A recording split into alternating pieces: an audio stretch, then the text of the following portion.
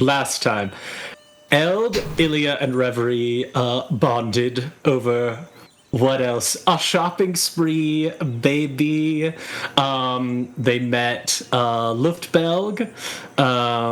They met a trio of tiefling triplets from Merokaini that owned a series of shops together.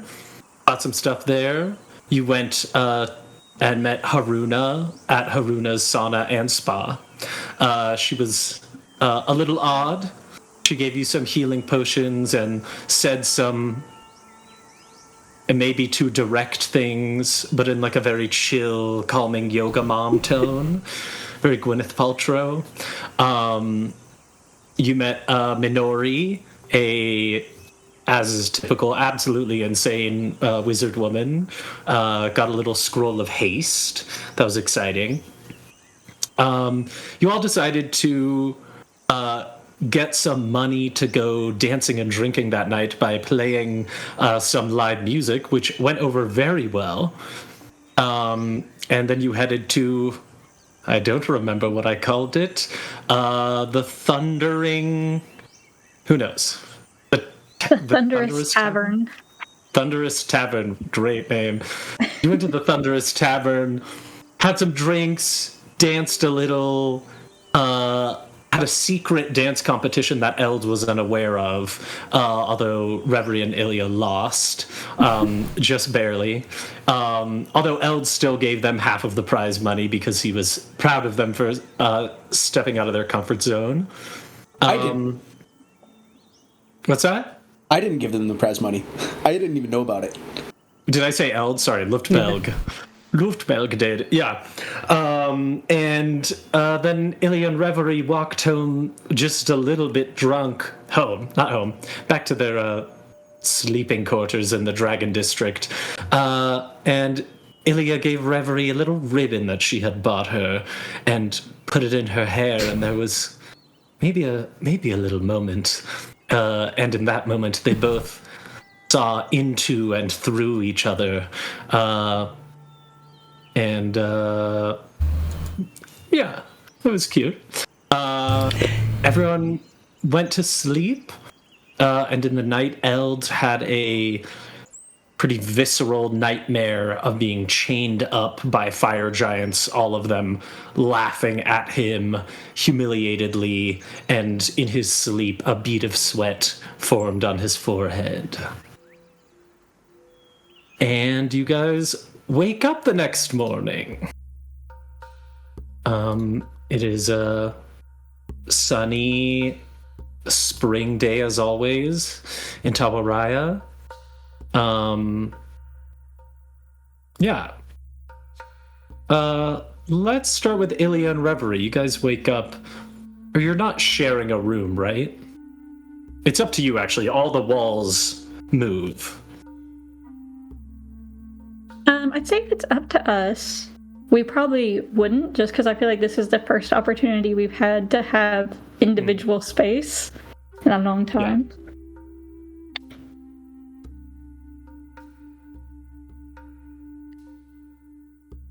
Yeah. Ilya's always up late. Yeah, always up late. Remember, you wake up first, I think to the sunrise, just sort of making the like silk doors sort of just like glow a little bit. Yeah, I know you have wizardy stuff to do, but any other... What is Reverie feeling as she wakes up? I think that she's feeling a little... I think she's excited because this place is really cool and, going on an investigation to find these artists does seem cool. But I definitely think that it's tampered with some hesitation and, they lost Koru yesterday. So I don't think she's forgetting that. So it's kind of a mix of emotions too. And I think she also maybe like at the maybe foreign feeling of the ribbon in her hair, like is like, what is this again? And then like fingers it and is like, oh yeah. She's like recalling the events of last night. Not in a bad way, just being like just getting used to some new like social dynamics for sure. Mm-hmm. Lovely. I assume you start your preparing your spells for the day and doing your sort of divinatory weaving. Yeah. So I'll roll out my tapestry and I'll go to embroider on it. And I think my hands are kind of guided to make, I think the first thing is kind of like the metal hair ring that one of the artists had. And I think it's kind of like engulfed in flames. So it's just kind of like this flaming hair ring. And then I think another is of the magical staff that another one of them has, as it was like kind of described to us, but it's broken and is kind of like falling into pieces. Comforting omens from the divination wizard. Yeah. Great. Eld, I think you probably would wake up next. Reverie or Ilia's. God, every time. Yeah, Ilia's a real late sleeper.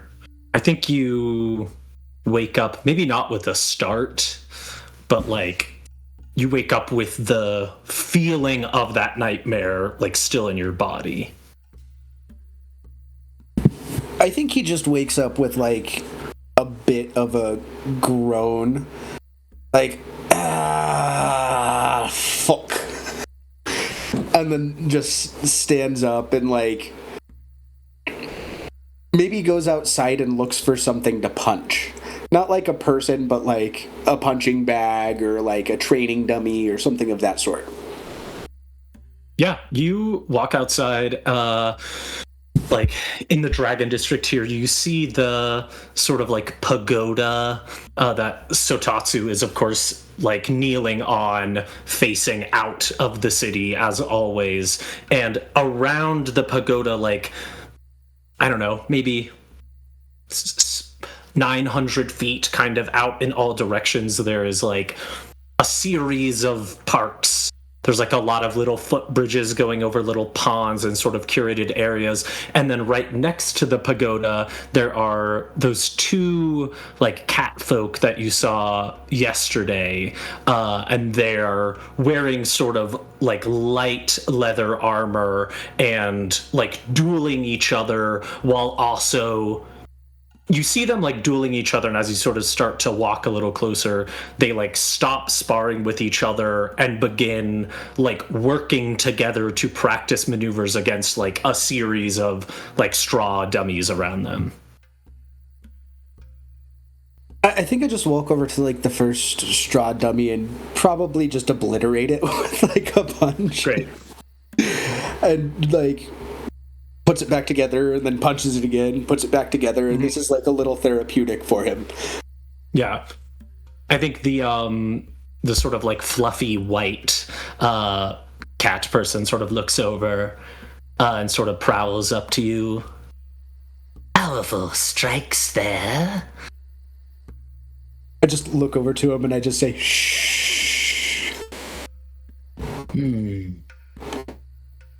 Sort of narrows her eyes at you, slinks back. Punch again. Lovely, you're just out here beating the shit out of these training dummies. Just one singular one, and then putting it back together, and then great. breaking the same one over again. Give me what tools do you have? Let's see. I know I've got Smith's tools. And I just recently bought carpenter's tools, but I haven't really trained with them yet. Okay. I would let you use... I think because you are a crafter in general, you're just proficient in this check. So give me an intelligence or wisdom check with your proficiency. So that'll be 16, sorry. Okay, nice. Yeah, you're pretty able to... These dummies are not very complicated. They're kind of just like bundles of straw wheat put together and reinforced, so you're able to. It is not perfect. The damage is still there, but like, it's a training dummy. This is what that's why I'm only doing it to 1 and not breaking a bunch of his nice things. It's totally fine. Yeah. Ilya, I think the cracking over and over of like wood and stiffened wheat from not like right outside your room, but the noise kind of your like sensitive little elf ears are like, and you're awoken. Yeah, so she'll wake up and I think again she's got like, ink stains on her, maybe a parchment on her face, like from writing, and just sort of a couple of lines that she scribbled down and then crossed out and then scribbled something else and then crossed out, just not getting it, and eventually just hears all the banging and is annoyed, but gets up and I think she has one of those where she's just sort of stretching and then has this realization, like, does Reverie know now, and is this gonna ruin things? Like, but then probably just thinking about what's to come and like what horrors await us to try to find these artists, because honestly she does not have the same excitement or faith that it's gonna be. Why would there be horrors? Good. No. just Mount Nuffle running through her mind, like. Yeah. And if they haven't come back, there's probably a reason. Apparently these storm giants are sabotaging us, so for all we know, they've been like murdered somewhere, and now we are gonna have to figure out what to do with the art pieces we need. So she's just like just getting ready, cleaning up while thinking all these things, and then probably eventually tapping on the separation between me and Reverie. I think Reverie was like almost about to like see if you were ready, so it's like the second that you go to tap, I've just like slid it over. I wasn't knocking first, I guess. Probably just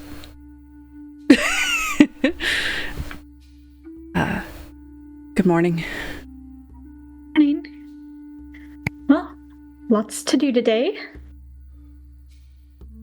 Just nod and hopefully it will go smoothly. Yeah.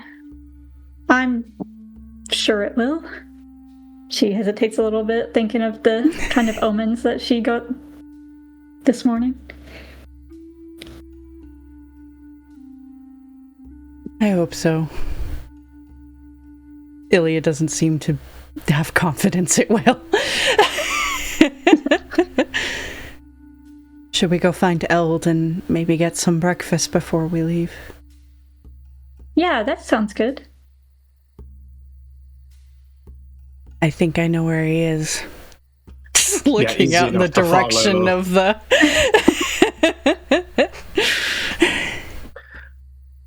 Yeah, you guys walk like just down a hallway and turn, and then there's no more walls, and you're in a sort of, outdoor little covered bridge space, and you can see that same overlook that Eld saw, and you just see him punching a dummy and then taking 2 full minutes. He's like, ah! And then taking a long time to put it back together, and then hitting it again. And you see the two, their names are Korin and Koetsu. You see them practicing their exercises, but also a little bit glancing over their shoulder at Eld.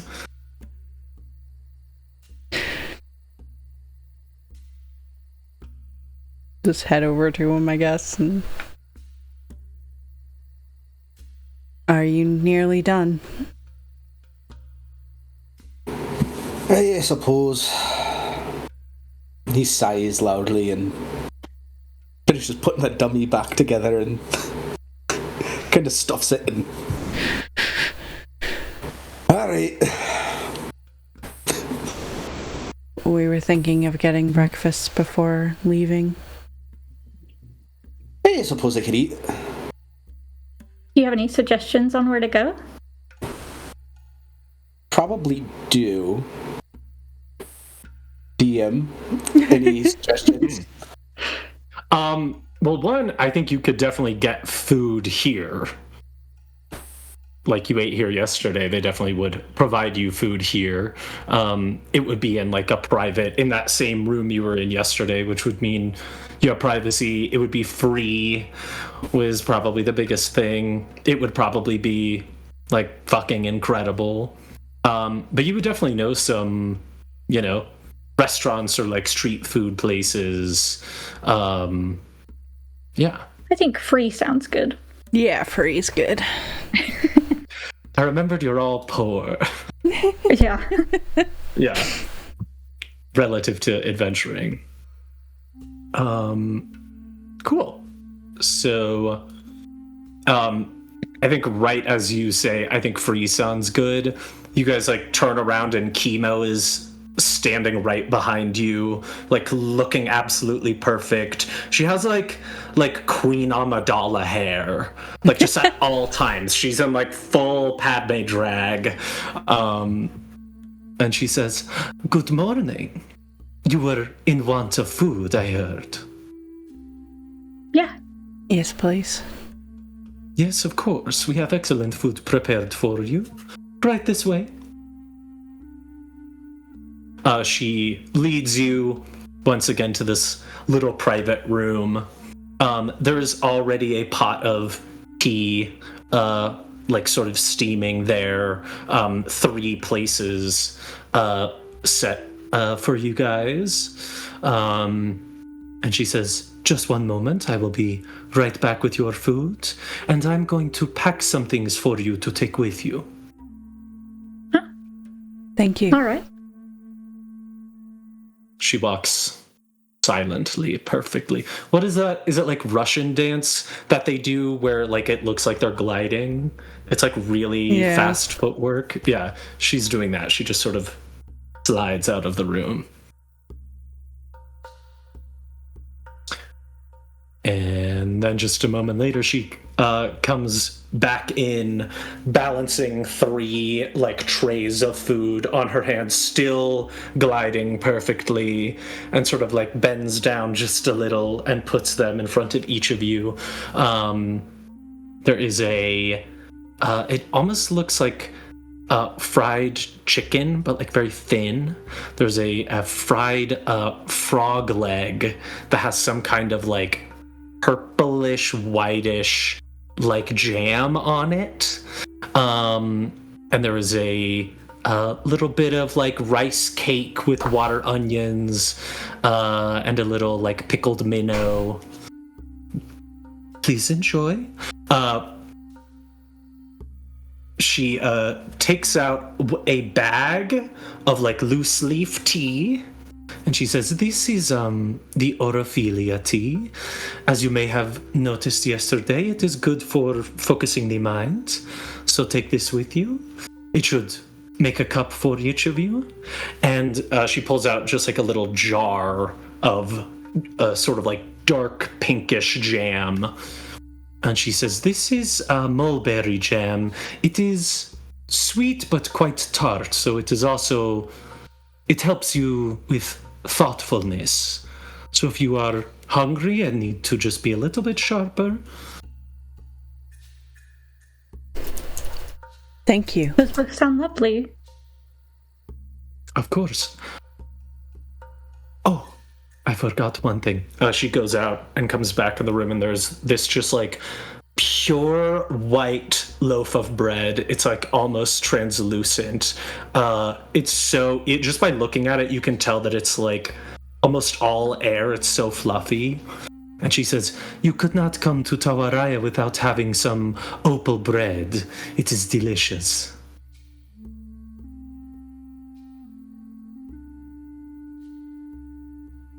All right.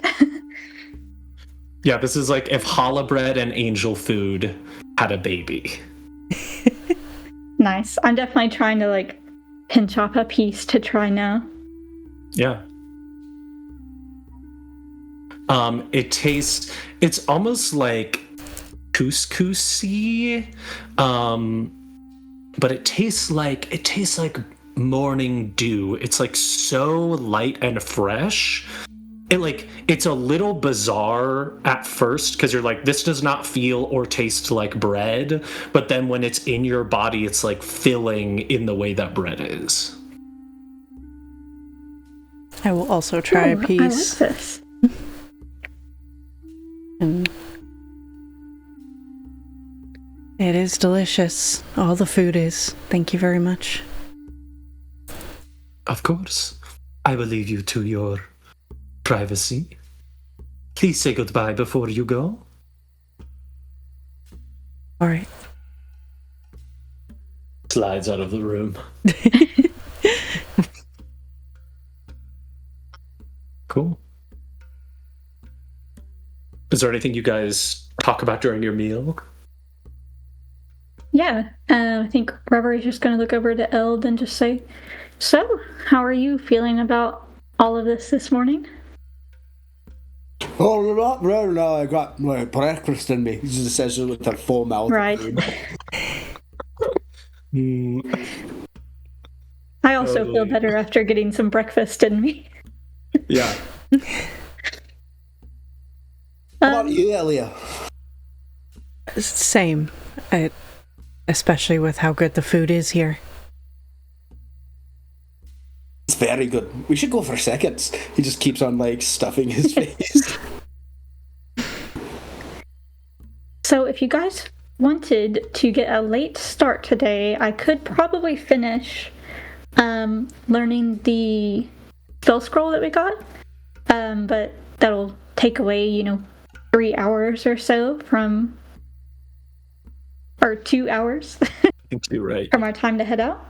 I don't mind. It would probably be helpful for us, for you to have it. And I don't think 2 extra hours is going to make much difference to the artist, so... I would hope not. Ilia's just thinking if they're dead, so it's not like being dead for 2 more hours. That's basically what Kotatsu said to you guys yesterday. He was like, they've been gone for 4 days, so they're either somewhere or they've been dead for 3 days. Yeah. If we've got a few hours to kill, I think I'm going to head over to Luthbelg's shop and say goodbye and maybe craft a dagger or two before we go. Alright. Damn it, now I got another spell to try to prepare. I thought so long about which ones. I was going to say, I am totally down. Like, technically you've already prepared your spells, but you're like copying this into your book. So if you want to prepare it, that is... Okay. I didn't even think about that, so thank you. Yeah. Cool.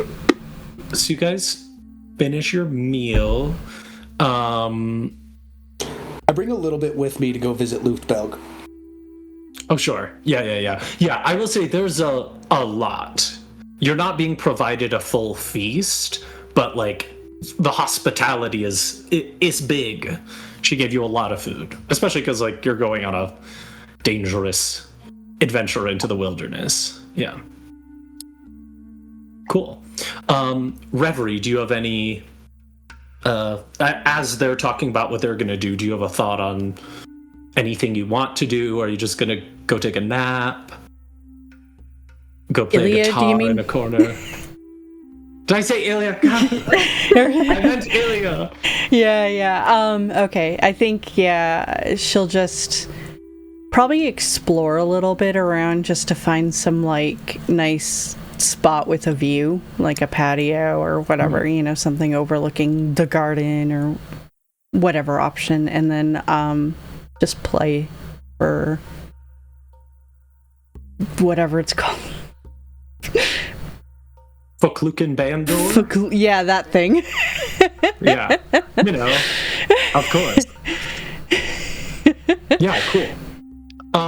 Are you looking for somewhere private? Or like secluded, rather?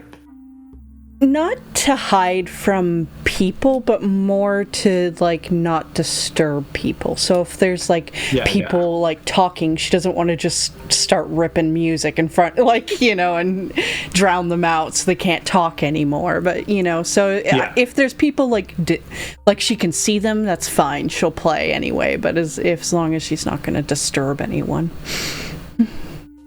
I think the easiest, you probably like, you know, look out and you see that sort of like abundant park that Korn and Koetsu were like, you know, sparring in front of, and you see people out there, but maybe that feels a little too like open, and maybe you're like, there's two guys dueling, I'm sure they'd be fine, but whatever. I think you go a little further into the city, like leaving the Dragon District, and you saw these when you were in like the market area before. There are these like sort of all over the city, there are these sort of like pocket gardens. And I think you find one that there is like a young, dark-skinned halfling man sort of like very carefully pruning the branches of a mulberry tree, like a sapling, over like a little tiny pond with some, you know, sort of like koi fish and lily pads and frogs on it. And there's like this patch of black barley. And there's just like, you know, there's a little bench there and there's places to sit. Yeah, so she'll find a nice comfy spot on a bench and pull out her thing and you know, strum a few tuning and like do a little bit of tuning and then start playing something. What is it a sad song? What is the vibe of what you play? It starts out as one of her regular, like, sad ones she visits usually, but I think because especially of a lot of things that have happened recently, it kind of just starts... like, it starts actually growing in complexity and like urgency, almost sort of reflecting the like battles they've had and the sort of scary situations they've been in. And then eventually, I think as she's like just sort of recollecting, it'll slowly vibe out to again sad, especially recalling like Koru dying and things like that, and then sort of take a twist to being a calm feeling of their time here, to upbeat, thinking of last night, to this sort of vague, hopeful, maybe confusing tune afterwards of what's happening next, you know? Just sort of following the adventures that she's been on recently. Love it. I think this little like halfling farmer man sort of like smiles at you as you play and like sways his head, and you see he's harvesting a few of these like black barley stalks, and it takes like very intense focus. You're sort of like, I've seen people harvest wheat, you just cut it, and this guy is like, it takes like, you know, it's almost like, I don't know what I'm trying to think of, like a ship in a bottle kind of thing, where he's just like being so incredibly tender with this like thing made of charcoal essentially, and sort of like puts it in a little container and does that. Not all of it, but he's just harvesting kind of the bits that he needs. Cool. What does Ilya notice that she's playing like a lot of different emotions rather than just I don't think sad? she does. I think she's just like, like that she's in that flow state that musicians get into, you know, like, so she's just kind of letting it go as her thoughts are wandering through, and she's probably not even realizing like the guy is swaying his head or anything like that. Like, she doesn't really see the garden anymore. She's in her own mind at the moment. Yeah. I think as you finish, I think you just see that there is a platinum coin Shit. on the bench next to you, and the halfling man is gone. I think she just blinks, like, looks around. This couldn't be for me, you know? And quickly pockets it and regrets she didn't get a chance to thank him. And depending on if it's been long enough, probably eventually make her way back towards... Yeah. I'm gonna cut, let's, over to Eld. So, Eld, you wanted to go see Luftbelg. Yeah, I really wanted to see if I could use his forge real quick and maybe make a dagger or two for my new two squishy-looking friends. Great. Cool. Yeah, you walk over to Luftbelg's place. He's there, like, shirtless, sweaty, sort of doing the same, like, you know, manipulating the air with his hands. I slide him over a bowl of, I think it was the frog legs and then whatever that meat was. Oh! Eld, my boy! God, you snuck up on me! Hey, little hair of the dog for you. Yes, frog leg and plum jam. He just like, it's just like a lollipop or whatever for him. So immediately gone. Oh, delicious. Oh, this was made by chemo. It must be. You can taste. Oh, God, so good. I thought you were leaving. Why am I seeing you again, boy? Did you lie to me? No, my friends are taking like a 2-hour little break, I guess. I don't know if this is a common thing with them, but I guess we'll find out on the road. But I figured with a little bit of time I might come down here. They looked a bit squishy to me. Didn't they look a bit squishy to you? Oh, sure, yes. I was thinking I might make him a dagger or two, if you don't mind, if you got the extra steel. Right, of course. No problem. Have you thought of making a steel chest to put them in? Just in terms of protecting them. It could do some armor, but I feel like with those more like spellcastery types, they don't really do well in the armor. Right. Yes, indeed. Well, help yourself to the forge, my boy. Get after it. He runs over, and again, this is therapy for him. He gets to beat on hot steel with a hammer for 2 hours. So. Hell yeah. Why don't you give me a Smith's tools back here? You can do it with advantage because Luftbelg is here. Cool. To the right, my boy. 14 plus 3 is 17. And then do I add anything else to that? Do I add like a wisdom or strength or something? Strength, I would assume. Yeah, strength is fine. So that will bring me to 23. Hell yeah. You make some beautiful daggers. They're not magical. No. That would require... Yeah. Yeah, I'm not trying to make them magic, but I also want to like make each one of them a little unique. So if I've got the chance to like engrave one of them with like an instrument, and then the other one with like, do you use like? I think we talked about this. It's not like knitting needles that you use for your tapestry, or is it knitting needles? I guess tapestry needles are pretty much just like sewing needles, but bigger and thicker because the yarn or whatever that they use, the string they use is quite a bit thicker too. So yeah, so I'd engrave the one for Reverie with just like a little needle and a little like string hanging from it almost. Cute. By Jove! Wow. Eld, you dog. Are you trying to get with each of these women behind each other's backs? no, that was not the plan, but I just wanted them to not be as, maybe a little bit more prickly if they get somebody in their range. Oh, yes. Good idea, then.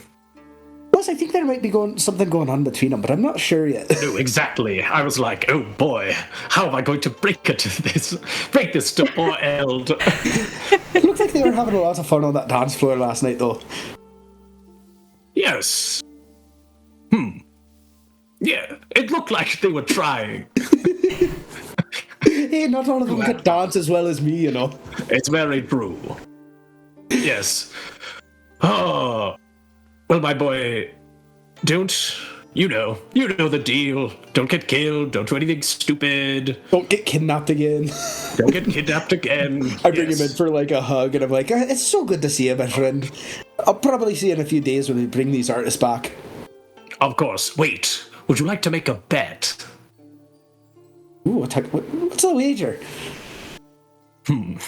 What is not too dark for him to bet? I will bet you 500 gold that you will be back in a day and a half. All three of you alive, with all three of the artists alive. Now, this would be a DM question for you. I've got like 26 gold with me, but I'm sure being a business owner and operating a shop, I've probably got more money at home or something that I could use for leverage with this wager, right?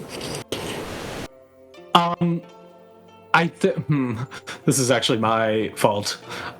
Maybe bet was the wrong word. I don't expect you to match my bet, but you put something on the table. If you don't fulfill those terms and you die out in the wilderness, then I get something of yours. You get my shop? Oh, I don't want your business, my boy. I have my own. If I'm dead, who can I trust to run it except for a trusted friend like you? No, that's a curse. That's the gift of the elephant, you know? No. I'm sure you could hire a young apprentice to take over for you out there. Oh, perhaps. Train them up and send them there, and then you get like, 20% of whatever they end up making down the line, and then it just carries on. All right, if you die, I will profit off your death. Perfect. Love it. Excellent. Yeah, predator handshake again. So strong. Yeah, he sort of like tussles your hair. Hey, it's so good to see you again. And he just takes off. Probably like juggling the daggers a little bit, like from each hand, like flipping them around, testing the balance. Great. You just see a big giant man with flames on him walking down the street and flipping daggers. Yeah, throwing flaming daggers. Why? Cool. Reverie. You're doing some nerd shit for 2 hours. Is there anything in specific you're thinking about, preoccupied by, or just kind of focused?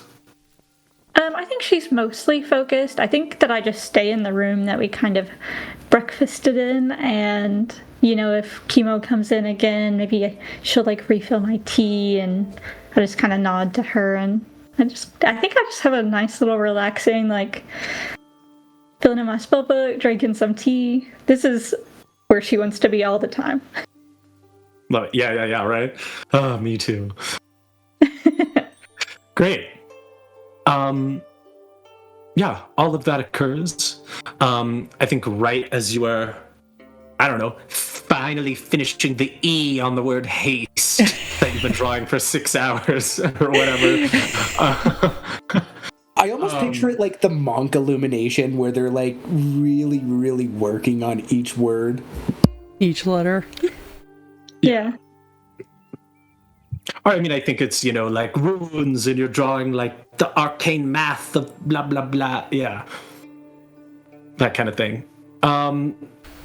Cool. I think you all, just as you finish, you hear Ilya, right outside your quarters, and I think you hear Chemo just down the hall saying, Eld, would you please not juggle knives in the hallway here? I suppose. I guess these walls are a little thin, aren't they? Yes, they are made of silk. He like puts them away. I appreciate that. Sort of moves on. Then like probably like turns around and accidentally like bumps through one of the walls. Like just not on purpose at all, but just his large form and just being a big dumb guy. Oh, yes. They're definitely, like, reinforced. They're not easy to damage, but it is like you're in... Palace is the wrong word, but you're in sort of a city that is all a noble manor, and you're juggling knives in, like, the fanciest part, and she's like, hey, whoa, hey, bud. Yeah. Cool. You guys, squat up, regroup. Did you manage to finish your spell? Yes. Good. Well, in case that doesn't work, here's a stabby for you. And I hand you your knife that I made. Oh, Eld, this is beautiful. Did you make this? I did, yeah. I made one for you too. And I hand yours to you, Elia. Oh, Elia. Elliot. thank you. I appreciate it. Just in case you need to stab something. I am very, very tired today. What did you inscribe on mine? I can't remember. It was just, I think I saw you buy, oh fuck. It's a bandolore of some time. What, if a Fuculora bandolore or something? Oh, that thing, yeah. Bandor. Yeah. You just got that? Okay, cool. So I think Whatever. she'll... It's because it's kind of harp lute-like, right? Yeah, it looks kind of like a bigger loot. Yeah. I would inscribe that somewhere on there, or engrave that. So she'll kind of run her thumb over the engraving, and she's just... This is beautiful. Hey, you should see some of the stuff at my shop. I mean, this was just, what, an hour and a half? Where is your shop? Back near Devilden. That's in Marikini, right? Hey, that's correct. Well, maybe we'll have a chance to swing by before we have to do what we do there. Big possibility. Yeah, I'd love to see your shop and all the different stuff that you've made. Elia, what have you been doing this morning? I found a park and I went to play for a while. I guess I did a good job because someone left this. She holds up the platinum piece. Nice. And D&D platinum was 10 gold? Worth 10 Yeah. gold? Okay.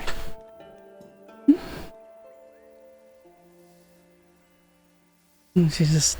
It'll help with, with our funds in general. Yeah, we definitely, could use it, so good job.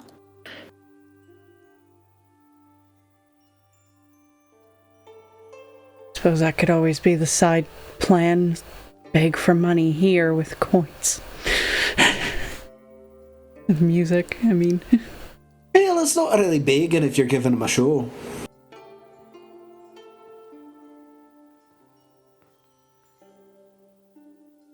Well, either way, we should probably start on our journey. Yeah. I'll offer a hand to help her stand up.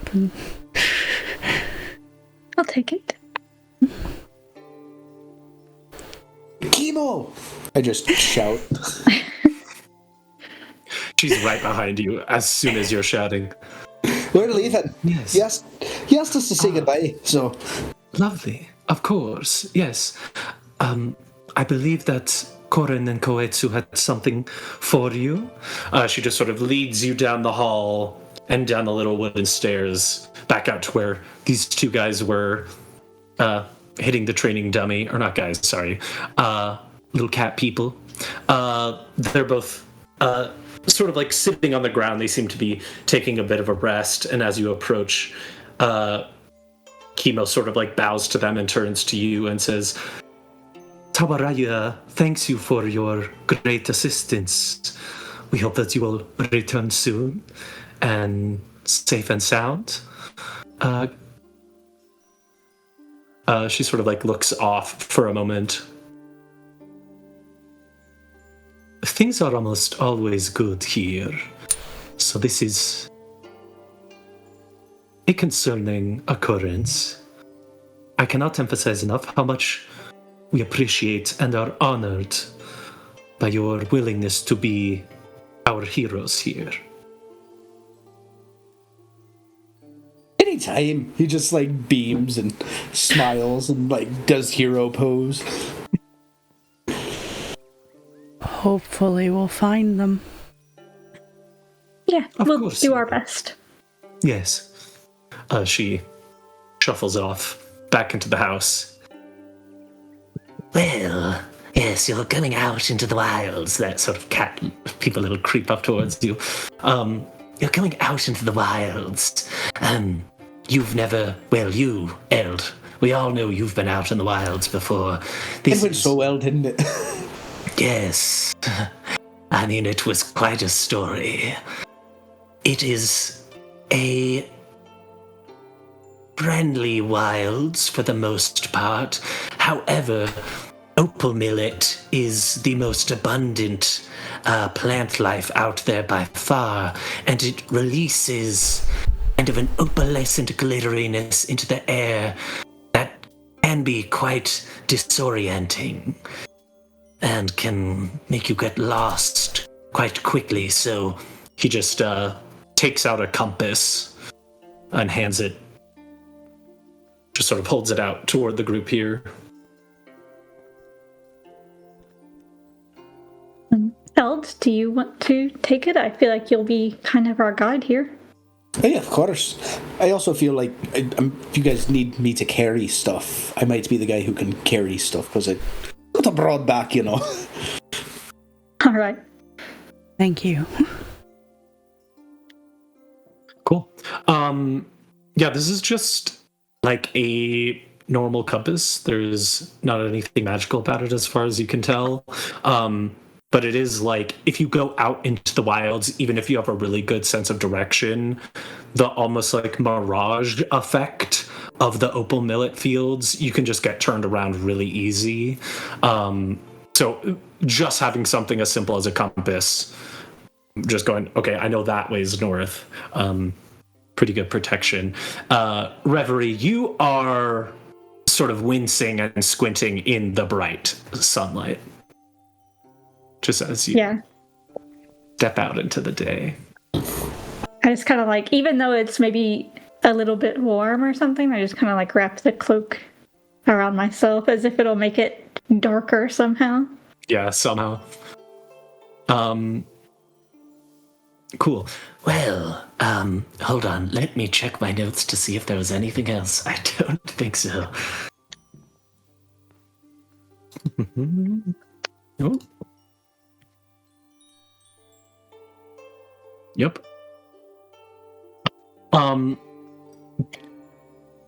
One of you give me a luck check. Just roll a d20.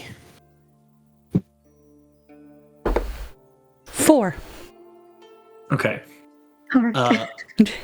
Koetsu says, the glittery effect of the millet is pretty easily dealt with by wind, but unfortunately it is an absolutely windless day today. But you should be all right with your compass. Just don't lose it. I'll do my best. Ilya Excellent. wonders if Eld should really be the one holding it after she's seen him drop and break everything, but... Yeah. Thank you. course. Yes, come back with our friends. We will try.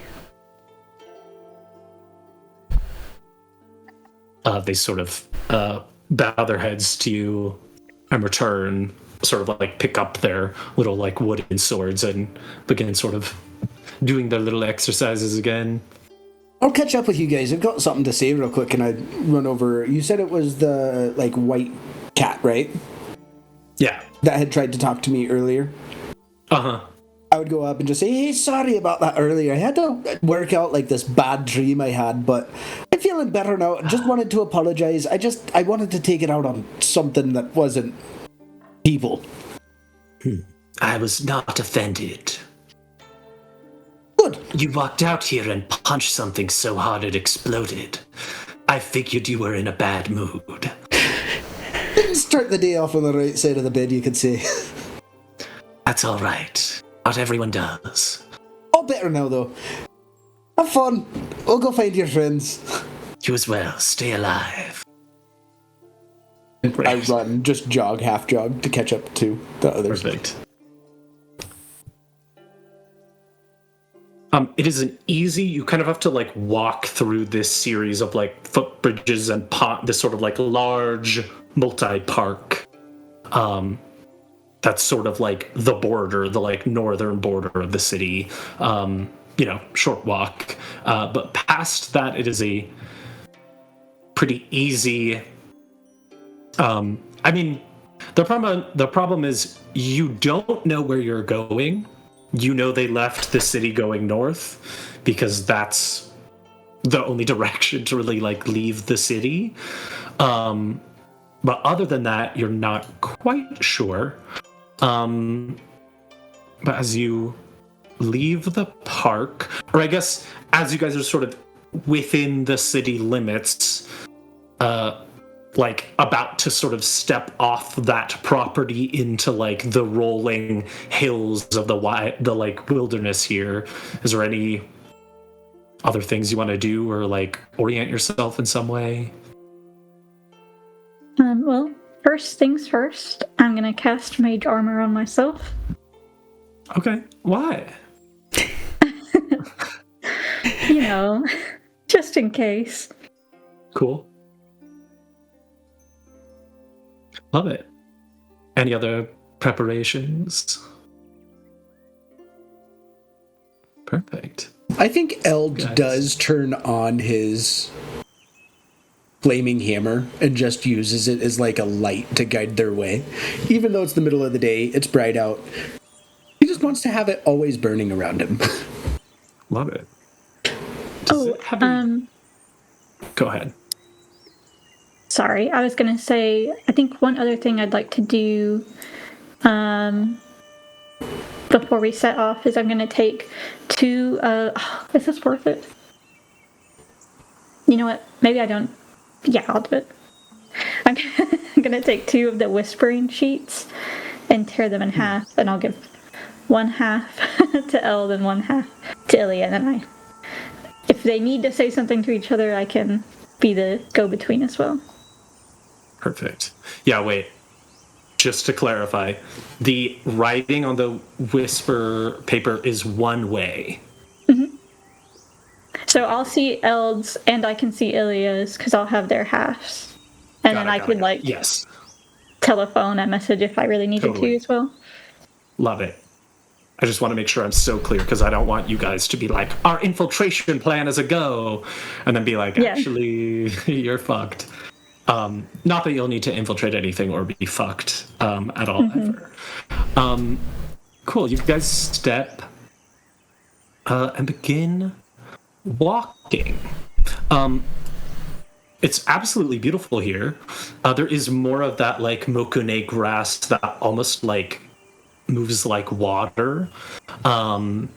It's a little more hilly here than you've experienced in like the rest of Pictura, which has mostly been like quite flat prairie, a little more rolling. Beautiful sunny day. I'll leave it up to y'all. You can make a group survival check, or you can have one person do it.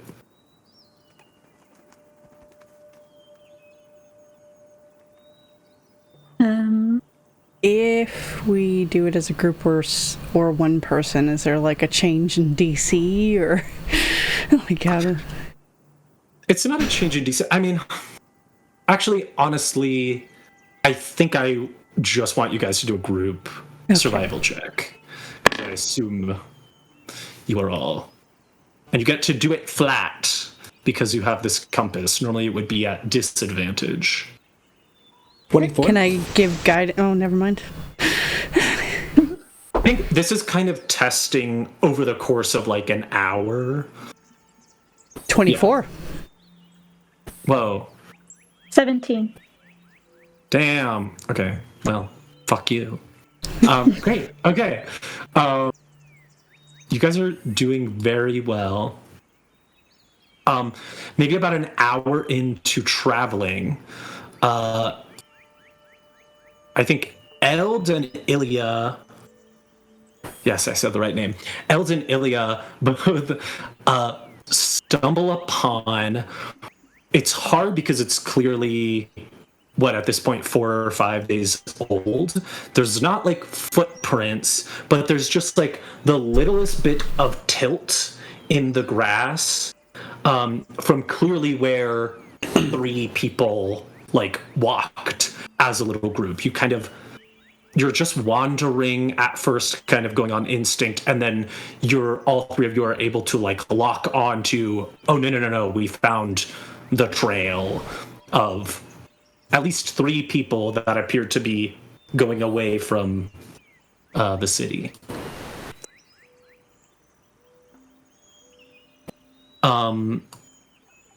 We follow the trail. You follow the trail. I was about to ask. Great. You guys follow this path. It probably for like another hour or 2, and you're just kind of going through these like beautiful rolling hills. You do see it's mostly this like pale, glittering white opal millet, but you see some patches of like black barley and a few like bamboo groves and mulberry trees like scattered about. After maybe an hour, no, I'm gonna say after like a little over 2 hours, you begin to walk through the grass, like stops. The grass stops growing in front of you, and instead there is this like I think what you guys would recognize, I think someone in the city told you about it, this creeping phlox, these like little tiny, like barely heel height, sort of like clusters of little tiny flowers.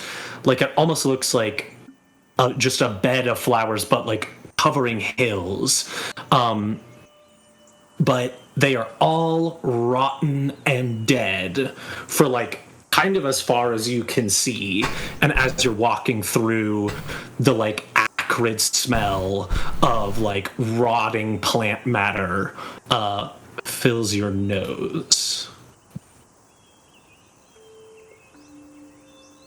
Now, I know that someone told us about this, but I don't think that they mentioned, like, at least about the plant. I don't think they mentioned anything about it dying, have they?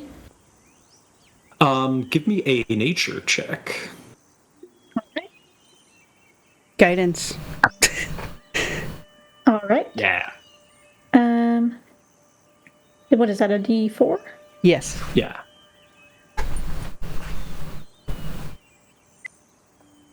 $26. Okay. Creeping phlox is extremely sensitive to toxicity in the soil or poison. It's often used as like a canary in a coal mine. Yeah. So it's easily killed, but the fact that so much of this is dead, I think you like kneel down and like look in the soil a bit. The soil has been salted and ashed. And I think you definitely- also... No, go ahead. Reverie, you can go first. Yeah, I think I would just, some of the soil is like in between my fingers, so I definitely point that out to you guys. Just saying it looks like someone sabotaged all of this. Would Eld recognize this as maybe one sign of a group of fire giants versus another group, or any of those guys? Make me an insight check.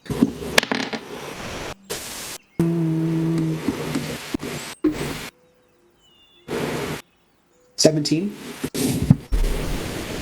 On a 17, you're not sure. I think your time with the fire giants, you weren't like gathering much info on their like tactics. It was mostly like you were in like hardcore survival mode. Mm-hmm. It could be kind of any number of things. There's like spirits out here. It could be just some bizarre phenomenon.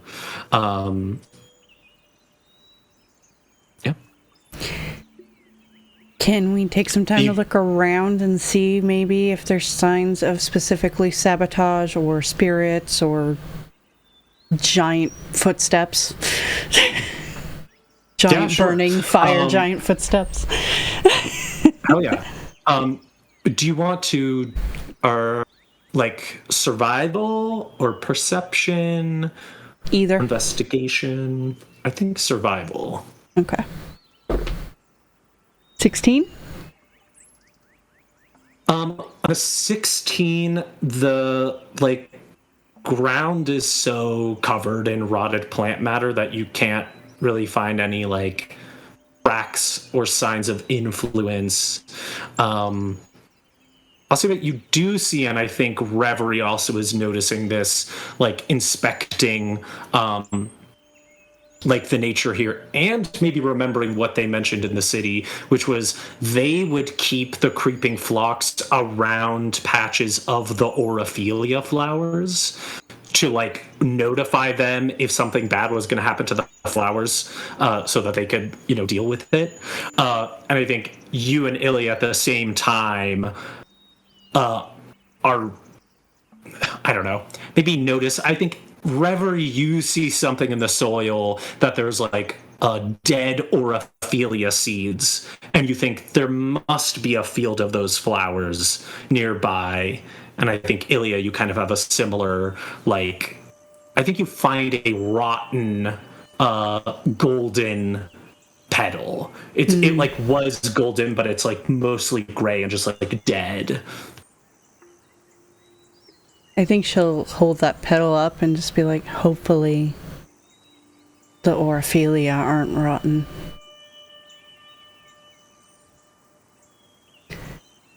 But they're probably nearby.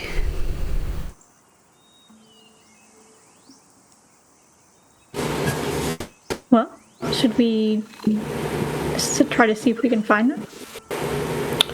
Maybe walk outwards in like a circular spiral pattern from here? Yeah. All right.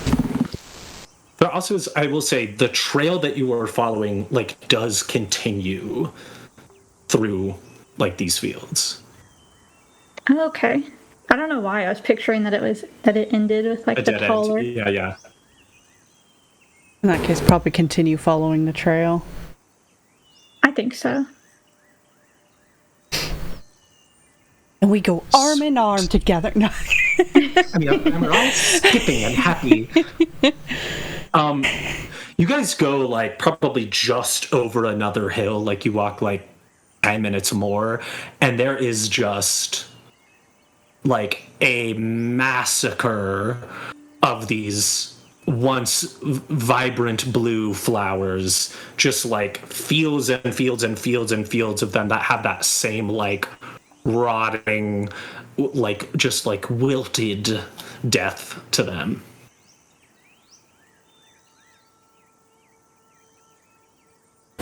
Well, what would you do if you were one of these three artists who came across this?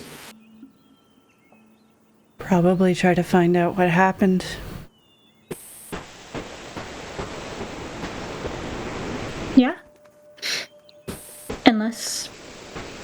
someone, purposely came here and maybe like sabotaged the soil in some way, maybe the artist unknowingly like witnessed them doing it. Or led them to it unknowingly. Yeah, that too.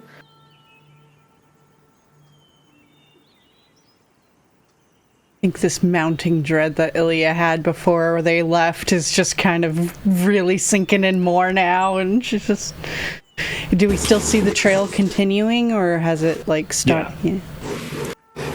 Eld is just whistling. Just behind you, whistling a merry tune. Whistle all your work.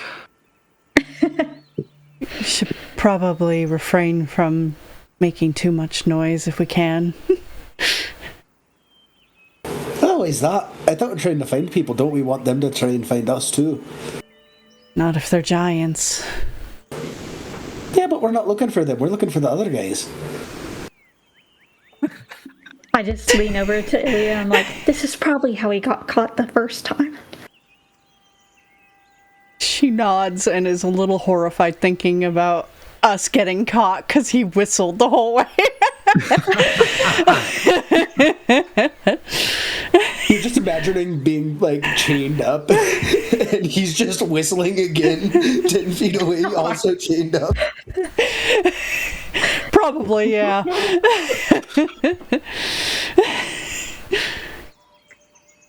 Well, why don't you go ahead then, and you have the compass, so... Hey, but this doesn't really point us in the direction of people. This just points north. I can tell you which way north is, but... Just in case the opal millet start. In other words, she wants the big whistling brute ahead of them. Well, this is actually an auspicious that you said take the compass and go lead us, because I would like you to give me another group survival check. I will guide Reverie. Dirty 20. Oh. 16. 15. I rolled a 4 in that guidance, by the way. Oh. So that's helpful for sure. Okay. Reverie, please roll me a d6. All right. Just for fun. 4. 4. Okay.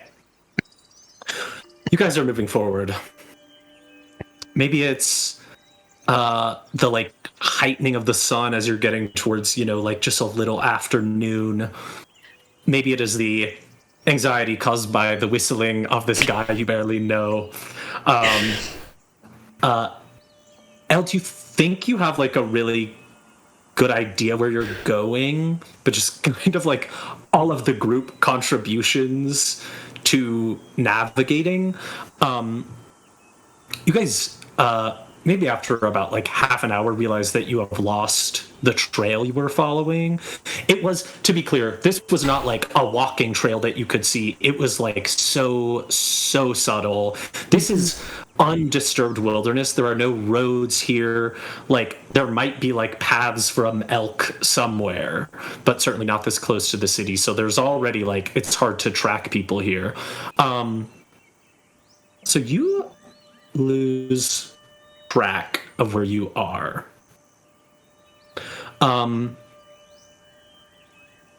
You stumble upon... You're kind of like out more in the wilds here. You stumble upon a beautiful field of undisturbed Orophilia flowers.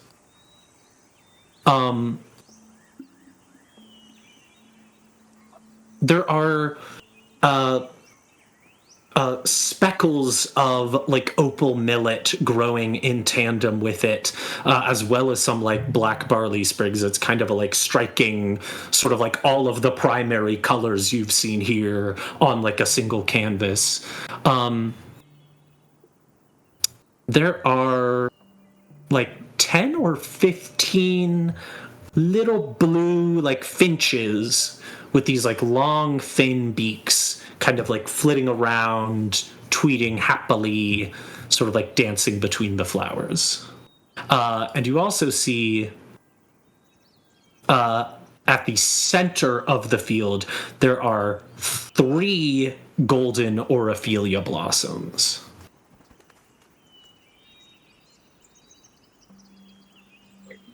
Well, should we try to get some of the gold leaf since we've spotted some?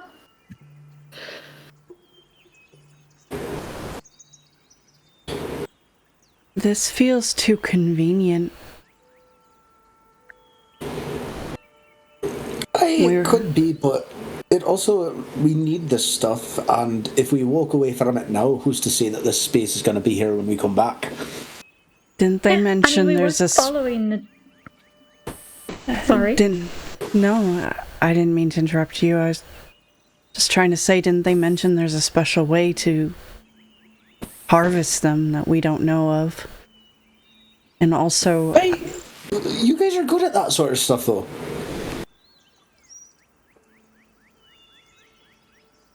It just feels like we lost the trail around here, and maybe this is why. This is what happened to them. Some sort of trap.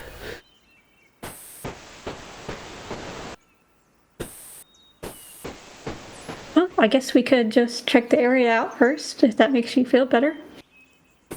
She nods.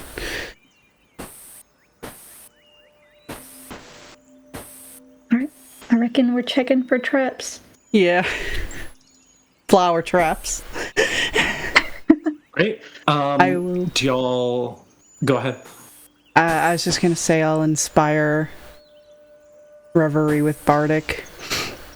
Nice. If this is a trap, you just see, like, from Predator, like, Eld just goes over to the mud and, like, starts, like, painting himself with mud and then just tries to, like, disappear into a tree. Can I make a stealth check to try and hide? Make a stealth check. You want to give me, y'all other two want to give me perception?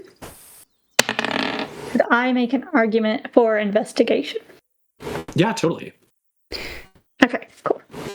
Because I feel like I'm more like, I'm almost just like, I don't know, like looking for something like specifically out of place, footsteps, just like any sign of... I will guide myself. And I'm using perception, so... Love it. 25. Your Bardic is a D10? D8.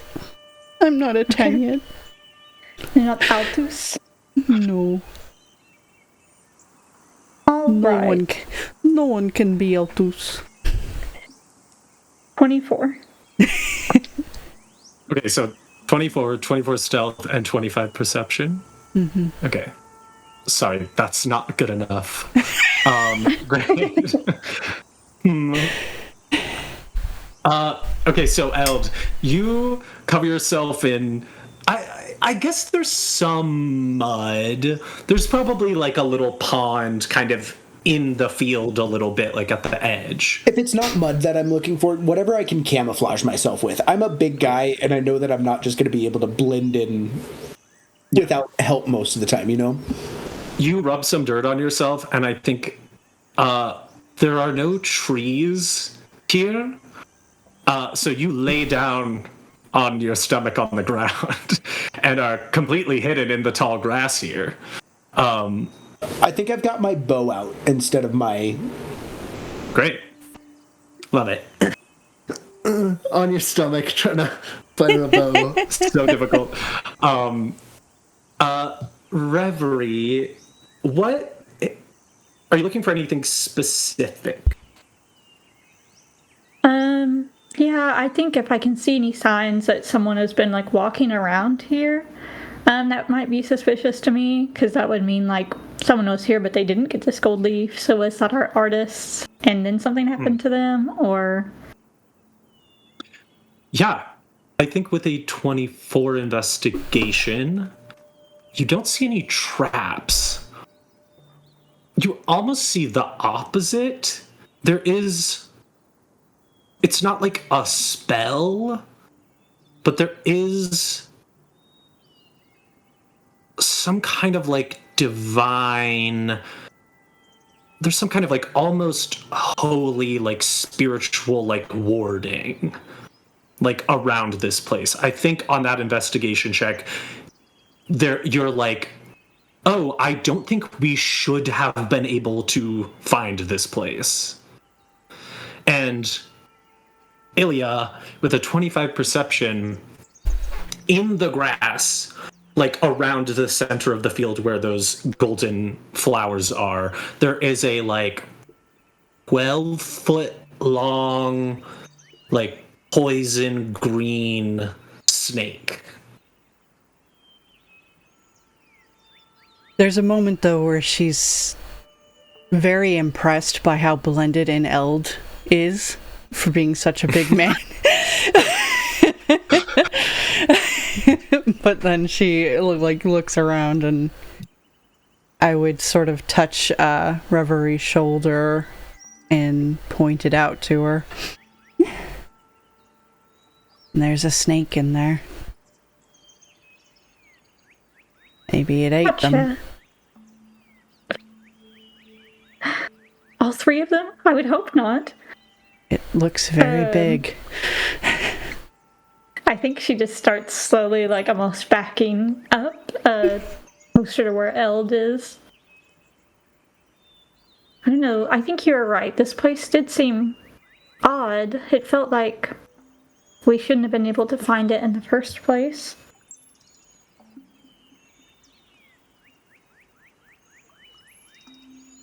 I will back up with her. Obviously, I'm not just gonna stand out there.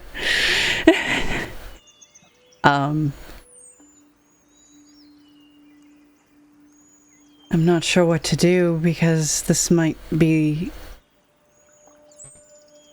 the clue we need to find the artist, but I also don't want to be eaten by a 12-foot snake. Do you think it talks? You could try.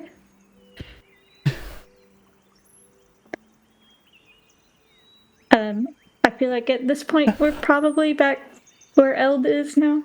Yeah. Hello? I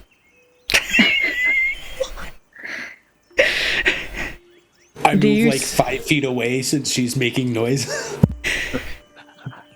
Do you speak, snake?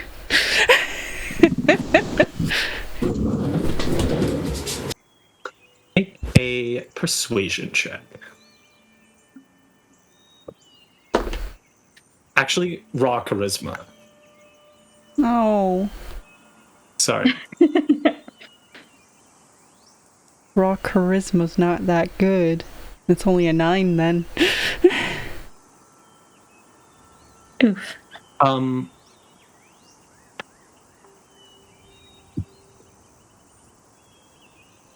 You see a like slithering in the grass. Not like rapidly and not like directly towards you. But you like see movement. And it's like moves a little closer but then is still. Either it's getting closer to eat us, or it acknowledged what I said but hasn't responded.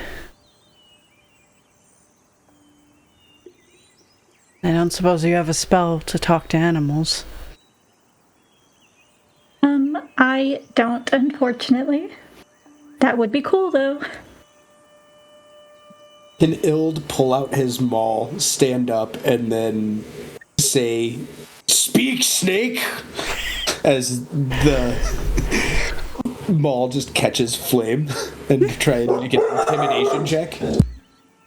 Yeah. Try. Let's pull something up real quick. So that's a 21. Ooh. Pretty good. Are you raging? Not yet, Oh, okay. because it takes a bonus action to turn on my flame on. What is your charisma bonus? I've got proficiency in intimidation, and my charisma is a +1. And I rolled a 17 on the dice. Okay, cool. No, you're good. Sorry, I believed you. I just want to. Oh, we're not using. No, we are using Roll20 because sometimes it will auto add like you have advantage because you're raging. Yeah, or strength. Okay, cool. So it was a 21. You said. Yes.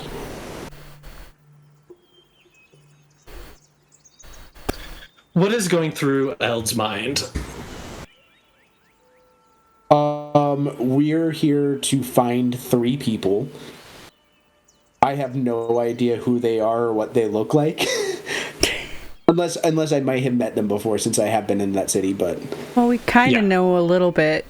There's a female dwarf, a male gnome, and a rabbit's folk. Yeah, but you say that like Eld remembered that. He's got a 9 intelligence. That's fair. That's fair. So he knows that we're looking for people, but not necessarily who. So I think that's kind of going through his head, is that we're looking for something, and these guys seem to think that this guy's got information, so he's just trying to get information. And if he needs to, he's going to smash. Love it. You see the like slithering shape in the grass slithers a little closer towards you, Eld, but does not reveal itself or continue moving.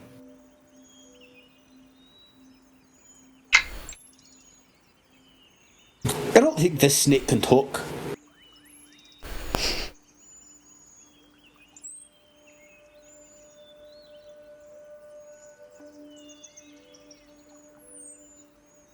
Well, I could locate object and see if any of the things that were on our artist are, in the snake's stomach.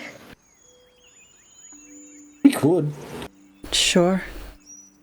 As you say that, this large poison green serpent rises from the grass, like not right in front of you, but maybe like 10 feet kind of in between all 3 of you, and just gives like a long hiss. But it does not lunge to attack you.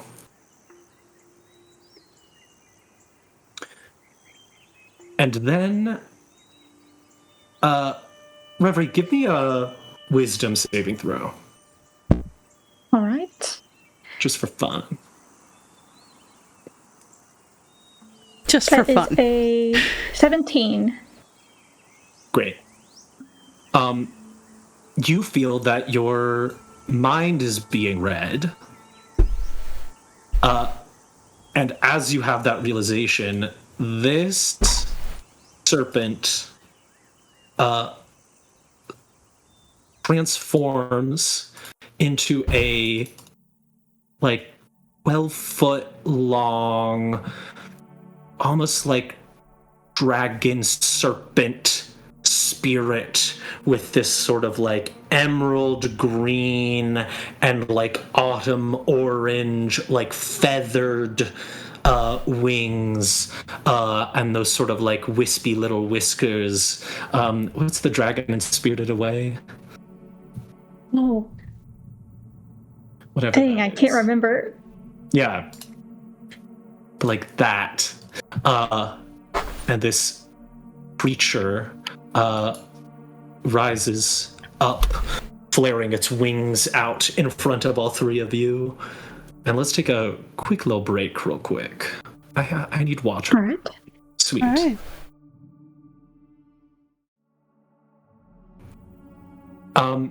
So you guys are standing in this field, and this large serpent-like creature with these feathered wings has risen up. I think that Reverie, like, as soon as she sees this transformation and she feels something trying to like read her mind. I don't think that she just goes with her instinct. And I think that she offers no resistance to like letting this thing read her mind. I think she's just like almost just like, oh my god, this is like a sentient thing that we've been treating as like a snake. You know what I mean? It's like a dumb animal. Okay, cool. Yeah, so you guys see this transformation in this creature rise up, and like its eyes kind of go like golden shimmering, and Reverie's eyes also go golden shimmering, and it just sort of like leans towards her a little bit for a moment. Reverie, you can feel this being not like going through your entire mind, but more like you had just said out loud something about looking for 3 artists who've gone missing, and you feel like the very recent memories kind of about what you're doing here and what your mission is being read and flipped through. And the golden light kind of fades from both their eyes, and the wings kind of like flutter down, but it stays sort of sitting up.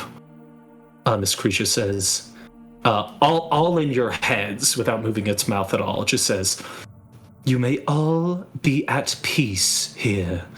I mean you no harm. As I can tell, you mean no harm to me. You there, with the bow laying in the grass." Oh, he's standing with his maul out, so he would put it away. As soon as he's hearing this in his voice and says no harm, he's putting it away. Yeah. I would like to insight check it just to make sure. Sure. Yeah. Natural 20. Great. Nice. Great waste of it, because I personally believe it, but, you know. Not a waste at all. This being is telling you the complete truth. You also sense innately that this thing is like probably as ancient as Talaraya itself, and that it is powerful, but not in a violent way. More that it's like a sort of guardian. Okay. Do you know about the artists at all? I am more aware now from Reverie's thoughts. My name is Ku. I did not meet these artists personally, but I knew that someone was trying to set something up as an ambush. I tried to warn the 3, but I was not fast enough, nor am I powerful enough to take on 3 groups of giants. I did not want to throw my life away. There are 3 groups? Well, there are 3 tribes, but these artists were trapped and ambushed by several delegations sent by each of the 3 tribes. Were they also responsible for all of that damage that we saw back there? Yes, this is how I was alerted that something was wrong. The soil became poisonous and salted around some of my flowers, and I knew that it was done by these fire giants. That was perhaps 7 moons ago, so it was before these 3 came upon my lands. I was not sure until very recently what was being brewed up.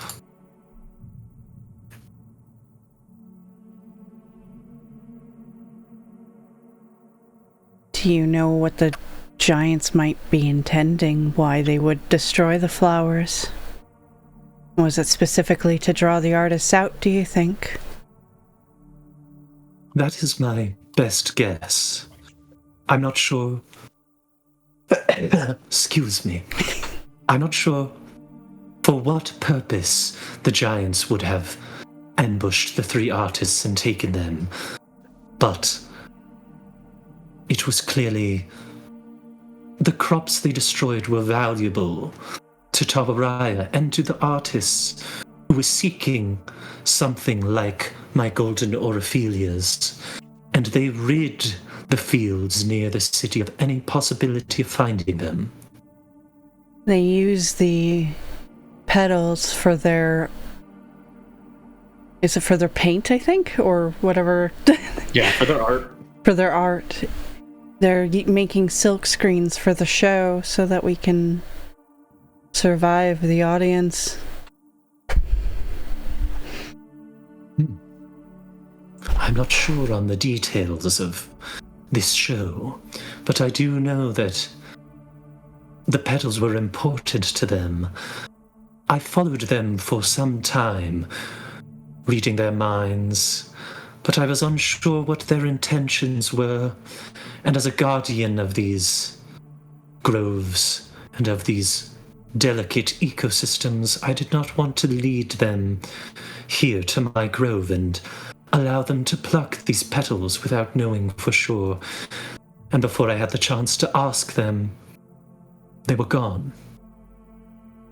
If you'd like to read my mind and... Sorry. If you'd like to read my mind and learn about the show, it might be easier to understand. Yeah. Same thing as Reverie, just kind of like eyes go gold and your eyes go gold and sort of like... Yeah, and I won't resist, I'll just bring it to the forefront so I can understand like the apocalypse and everything that's kind of happening so thus far.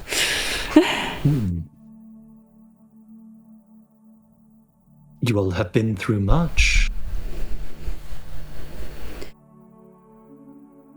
You mentioned you followed where they were going. Do you know where the giants took them? Yes. It was a devastation.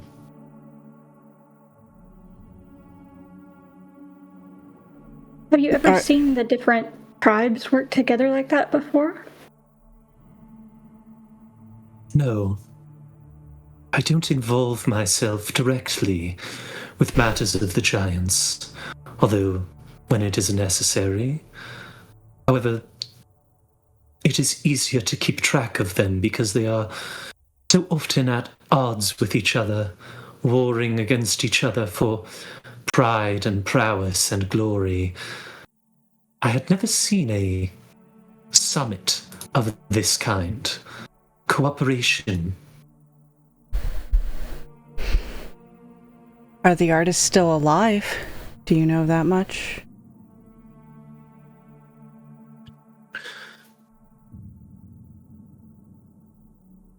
I know 2 of them are. I cannot be sure. I saw them get taken, one in each of 3 different directions. So the last time I laid eyes on them, they were alive. Since then, I have been able to view 2 of them with my mind, but my resources are limited.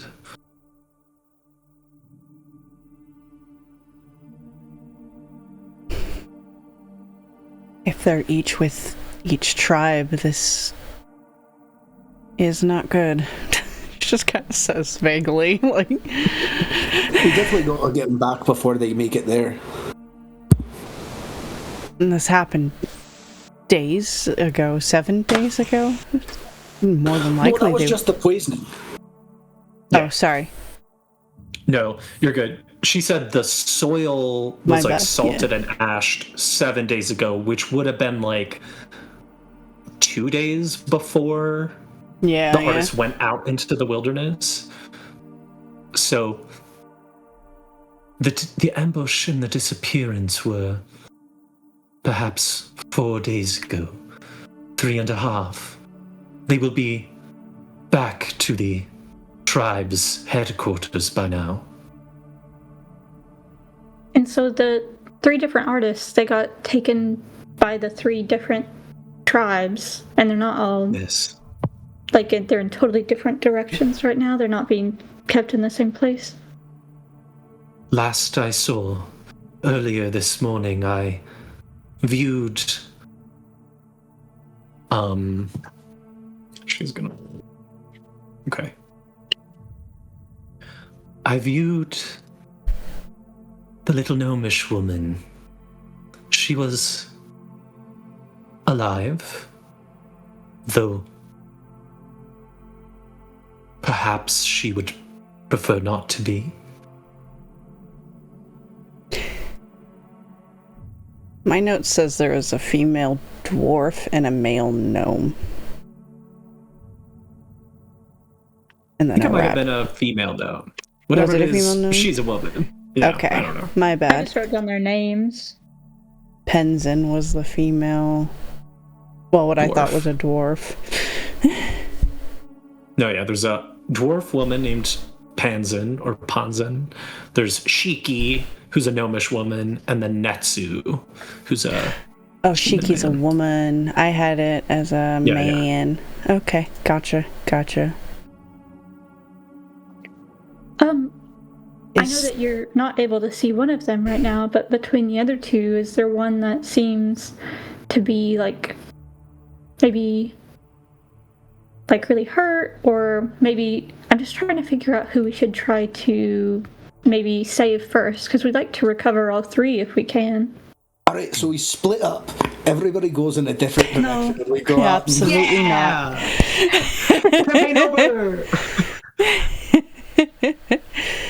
I am going to guess that east to the Abare tribe would probably be the worst. And they were the ones more rageful and highly volatile. Yes, that is the one that I saw Shiki in captivity of just a few hours ago. I think they are all... I looked at the human man with the instruments and the tools. He seemed safe, or he was knelt in front of some kind of large metal device that he was working on under the supervision of the giants. He may be... Sorry, is this Netsu that... Netsu, oh my god. Yeah. In my notes, I have him as a rabbit folk, so he's human. Was he a rabbit? No, he's a rabbit. Okay, Sorry. okay. Yes. No. It's trying to hold so many Yeah, things. no worries, no worries. Yeah. Yes, I saw the rabbit man. It seems he may be in more of a hostage situation. The Denaru tribe which took him are the most intelligent, the most crafty, and it seems that this rabbit man is valuable to them in those regards. And He may be... just real quick, the Denaru was the one that I tried to go to, Yeah. but I ended up with which one? The abomination. Got it. Pardon me. Oh my god. She's freaking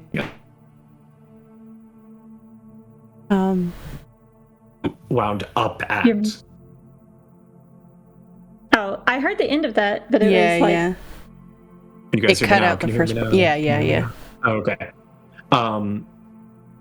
Yeah, the Abari tribe was the one you wound up at that was like barbaric rage, sort of just like raw animal, just like carnal violence. The Denaru was like crafty and more like intelligent, almost like scientific. And then the Guntai are like highly disciplined, like militant, more like organized. So I believe that Shiki may be in... She seemed to be being pretty heavily tortured. You should probably get Shiki first, although if you don't see Panzin, we might want to prioritize her. Do you know a reason why you wouldn't see her other than death? Oh, I have just not had the power to do so yet. However, I could help one of you reach out to her in a dream. But that would require her to be asleep. Or just wait until sunrise and I can attempt to view her. Asleep or unconscious? Asleep. I was going to say, if she's unconscious, you never know with those guys, she might be unconscious already. This is true. The fact that they had not killed these three implies there is a use for them. It seems clear with Netsu. In some way, they want his help building something. What I saw of Shiki was most disturbing, not only being tortured physically, but mentally, and her body, the flesh of her body beginning to change.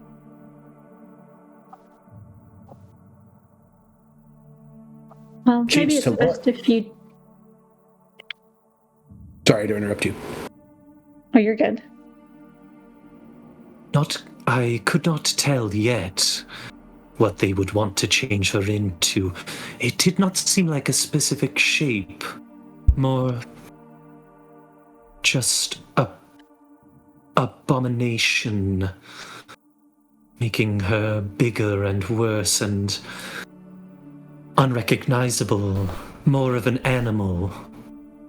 We should definitely prioritize Shiki, I think. Yeah, agreed. And maybe it would be best if we... Go ahead. Maybe it would be best if we didn't reach out to Ponzin yet.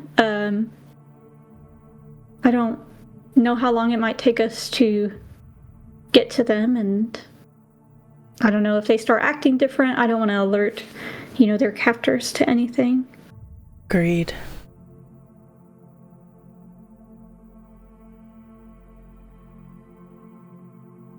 I knew we were going to have to face this giants.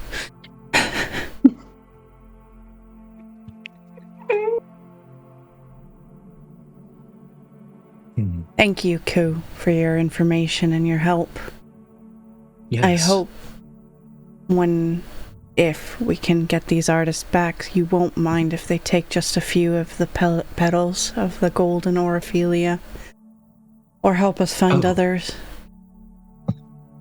The long end of her tail, 20 feet away, whatever, 10 feet away, just blows around the three golden blossoms and plucks them without harming the plant somehow magically. And she sort of twirls the tail, and they are in this hovering of little green leaves so that they're in a little safe package. Oh. Now that I understand why they would want these, and that you are here to help them, you may take these with you. I also, unless you would not have me, I would join you. Yes. On these missions. You sound like great company. I'm all for it. Perfect. Thank you. Do you know any road songs? Road songs. I believe I do. Perfect. I've got a few I might be able to teach you as well. Lovely. Yes. Any who might threaten the sanctity of the ecosystem here, and any who would harm those of Tawaraya, are my enemies as well. The giants must not be allowed to reign with fire and abundance and tyranny across the lands. Yeah, fuck those guys. Fuck those guys. Well, we are definitely lucky to have you joining us for sure. To tell you the truth, I feel like maybe we were a little underprepared to go up. I mean, I still don't think we'll be trying to fight any giants, but even just to recover the artist, I think is going to be a challenge. Yes. Very, very dangerous. You are very brave for doing everything you have done and everything you will do. Don't really have much of a choice. You're not very smart. Oh, right. Also, we don't really have much of a choice. You always have a choice. Ah. Jinx. Did we just become best friends? Well, if we don't do this and help, then the worlds will end. So, I don't really think that's much of a choice. There's always more heroes and people willing to help out.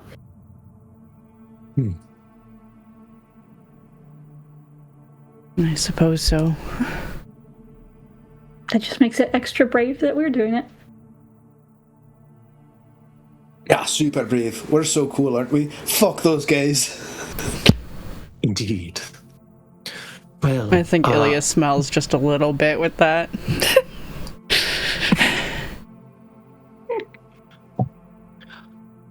none of you appear injured or in need of rest at the moment. No. No.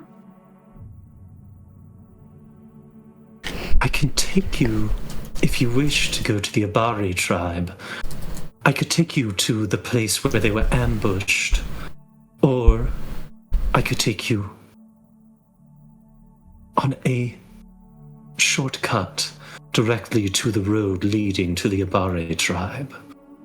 I suppose there's benefits to both. If we go straight there, there's a maybe higher likelihood of being able to save her. But if we take some time to go to the ambush site, we might be able to learn a thing or two before we get there. Yeah, do you know if they left anything behind? We know that they had some maybe kind of magical objects on them. I wouldn't think that they would purposely leave them behind, but... I did not see anything. To be honest, the giants seem to be keen on leaving anything that could be traced back to the artists. And more importantly, the place where it happened was all but burned into ash. I don't think we'll learn much from it then. Yeah. So straight there. I think so. On towards the Abari tribe, then.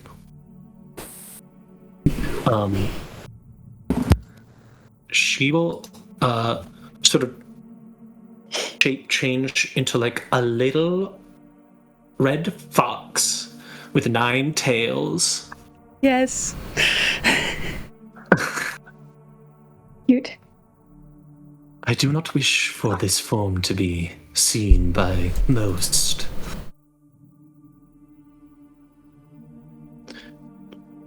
Well, I'm honored you're showing it to us. I like it. It looks good on you. Thank you. I like it as well. Yes. Vulpix and Ninetales are like up there on my favorite Pokemon. Legends. Oh yeah. Cool. So she starts leading you guys kind of through the forest here. Or not forest. Slightly more treed area. It's probably like 3-ish p.m. at this point. And you said mostly bamboo for the trees, right? Yeah, there are some mulberry trees, but mulberry trees are like very delicate. So when they grow in nature, they often don't live very long. And bamboo is not very delicate the way it grows at all. No, Yeah. a fucking explosion. What do they call it? Like invasive? Yeah, hardcore. Cool. So y'all are traveling. It'll probably take you like 3 hours through the woods. I guess she could tell you this. And also, in case any listeners or you guys are wondering, she's a medium creature. Although she has a very long body, it's very thin. So it's not like all of you could ride her, even though she can fly. Cool. Yeah, you guys are traveling for a while. Is there anything you would like to do, talk about? Anything you want to ask me? Any kind of checks you want to make? I want to learn a road song from her, and I want to teach her a road song that I know. Great. Oh, that's right. A road song. This little nine-tailed little red fox just opens her mouth, and just like the crickets and the birds and the butterflies and the like wind sort of like sways in this like melody, quote unquote, around you for a moment. And she turns to you. Mine is very body, very like something that he would sing around while like swinging a hammer, but it's got like a ton of like sexual innuendo in it, but also like it's fun. It's very boisterous. It's a bunch of like one-line jokes after another. So like I feel like it's very cheerful, and people are like, I'm trying to get people to laugh a little bit with it, you know? Love it. Hell yeah. Make a performance check. It's a 15 on the dice. I don't think I add anything to it, but let's see here. What of your charisma? I add 1 to that. Oh, So yeah. 16. Love it. That's pretty great. There's a real like sunny energy that Eld is just kind of like carefree, sort of flouncing through, obviously very serious. And you know Eld is like has been paying attention to what's been said and what's going on, but just a little bit of like very out of tone. But in that like it's so directly like, oh, your dad just died, and now we dance! And you're just kind of like, okay, everything's crazy, so you might as well just lean in. And it's like my favorite dead dad joke. It's terrible. I think I feel like at Ilia's. some point Reverie starts like almost joining in on the chorus when it comes back to it. I think Ilia's just surprised that he's like belching on key, and she's just like watching all of this and is resisting the urge to pet Ku. Very hardcore. She looks at you as you're walking, because she can read your mind at will. Oh. You may pet me twice. 1, 2. Lovely. Thank you, Ku. And thank you. So noble. Trotting along this little fox. That is such a cat thing, Great. too. Yeah, I mean, yeah. foxes aren't cats, but still. Like, They're very, yeah. it's similar, they're in yeah. Cool. So after a few hours, you guys come to you're I would say probably about after 2 hours, you're on this like pretty large like path, like not a paved road, but you sort of break out of the wilderness onto like clearly a lot of people have walked here a lot. And she turns to you. This is a trail that the Abare take. Often, you can see how the grass is all trampled and ground up. Hairless and wild, the Abare.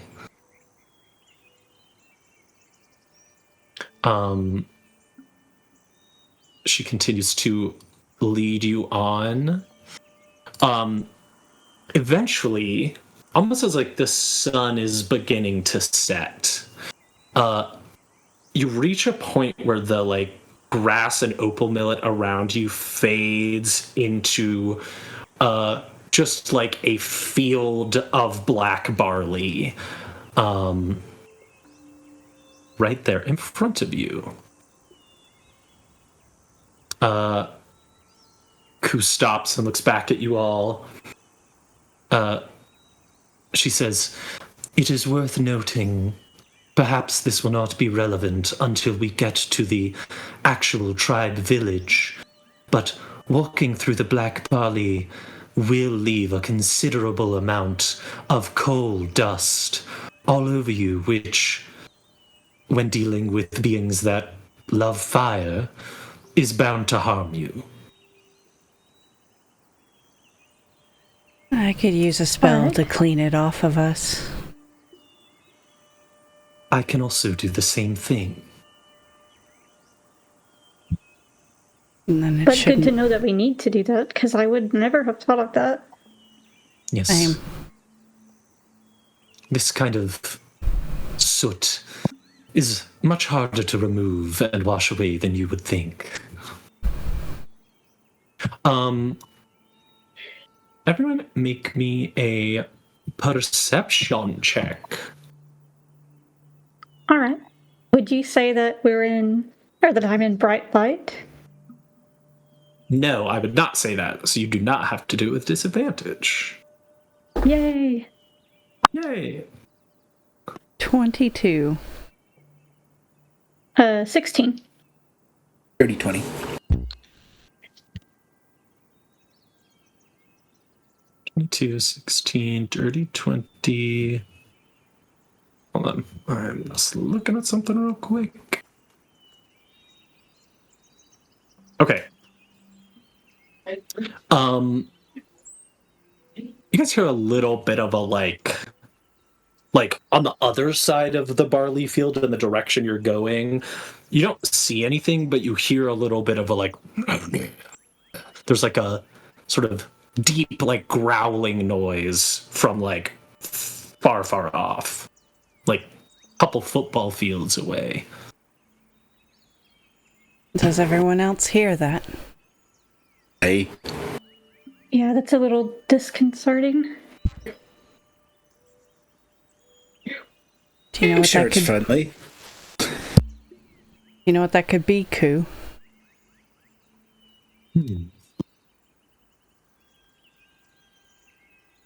Oh, wow. I'm not sure. It sounds large and angry, which would be typical of the Abare if it weren't up in the sky. Perhaps we should try to move more silently and take a look. You said it was in the sky. Yes. Oh, So it flies. Indeed. Still wouldn't hurt to move a little more stealthily, just to avoid getting in whatever this thing's path is. agreed.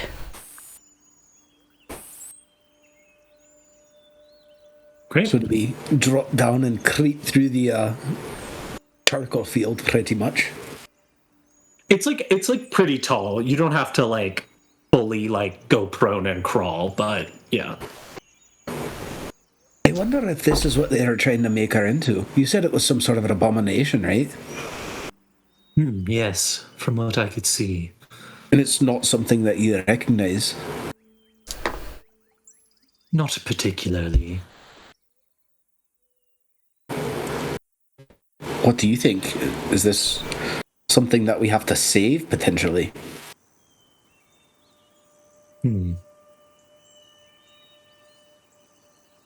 I think, save your concern.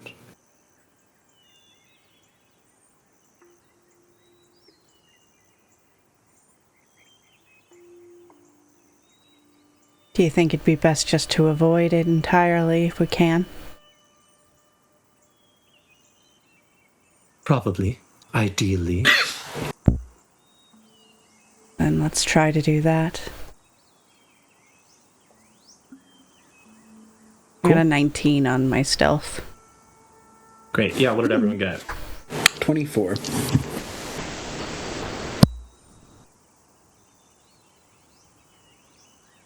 I also got 24. Okay. And...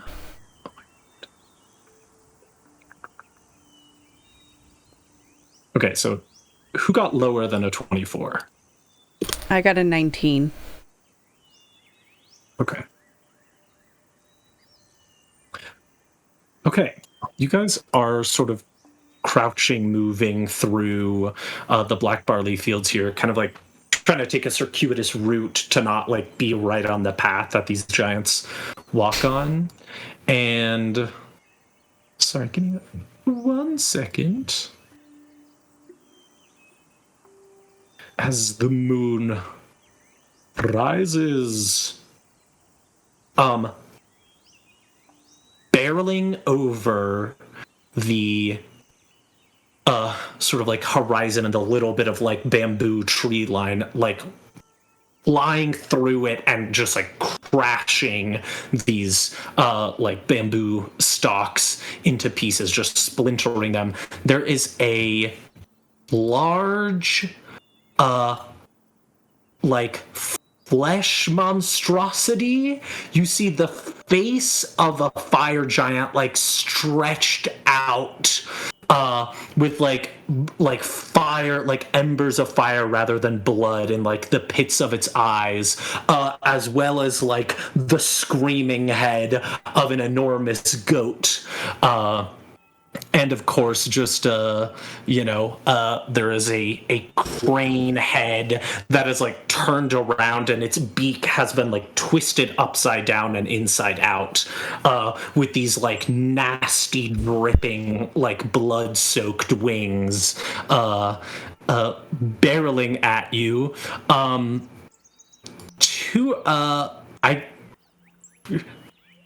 guess everyone roll initiative. I need a pen. Okay. I didn't know we were going to get this far. And let me change the vibe here. Yucky. Ooh, this is beautiful. Oh, that is pretty. Right? So stunning. I got a 19 initiative. Hell yeah. Okay, wait. I also got a 19. Buddy! Woo! What's your dex modifier? +3. I got a +5. I'm going to grab a pen. Did you roll your stats for Eld as well? I did, yeah. I got some good ones, and then I got like a 9. I mean, I have a 6 strength, so... Oh no. Yeah, my lowest is a 9, 11, 13, and then I think it was a 15 and I gave my con a +1, and then I can't remember what I got for my other ones, but I'm at a 20 now for dex and strength. Nice. I think I rolled a 19 for one of my rolls. I was just curious. I feel like you have good luck rolling your stats. Yeah, In this, I feel like in my Monday games we do a different character almost every week, and I roll very shit on the virtual dice roller that we have in Discord on there sometimes. And basically our thing is if we roll below like a 73 total, we get to re-roll, or if you have multiple stats that are under 9, I think. Can't hear you, Jake. What were the initiatives? 19. Also 19, but better than hers. I'm just kidding. Well, he does have a higher dex, so his is better. What'd you get, Reverie? I got 6. Sick. Classic. Just So like your wizard. streak. Yeah. What is your dex modifier? Mine? Yeah. 4. Oh, wait. Actually, does not matter. Okay, cool. And then a 6 with Reverie. Okay. So, unfortunately, you might not think it. This thing is extremely perceptive. It also rolled a natural 20 for a 24 initiative, so it is acting first. Oh, boy. It can only see Ilya, and Of course. maybe you should have made a map, but I literally thought this would be next week. It can see Ilya, and it can see Ku. How you guys are kind of moving as a unit, right? I assume you weren't trying to sneak like 20 feet away from each other. Okay. I mean, I'm probably like 5 to 10 feet away from them because, as I mentioned earlier, I don't feel like they're great at stealth and they're squishy. So That's fair. I would say, if anything, I'm maybe like 5 to 10 feet ahead. I mean, it saw me with a 19. Like, damn, this thing's perceptive. It rolled really high and it has very, very good perception. Unfortunately, actually, can you make a luck check for me? 17 flat. Okay. So, everyone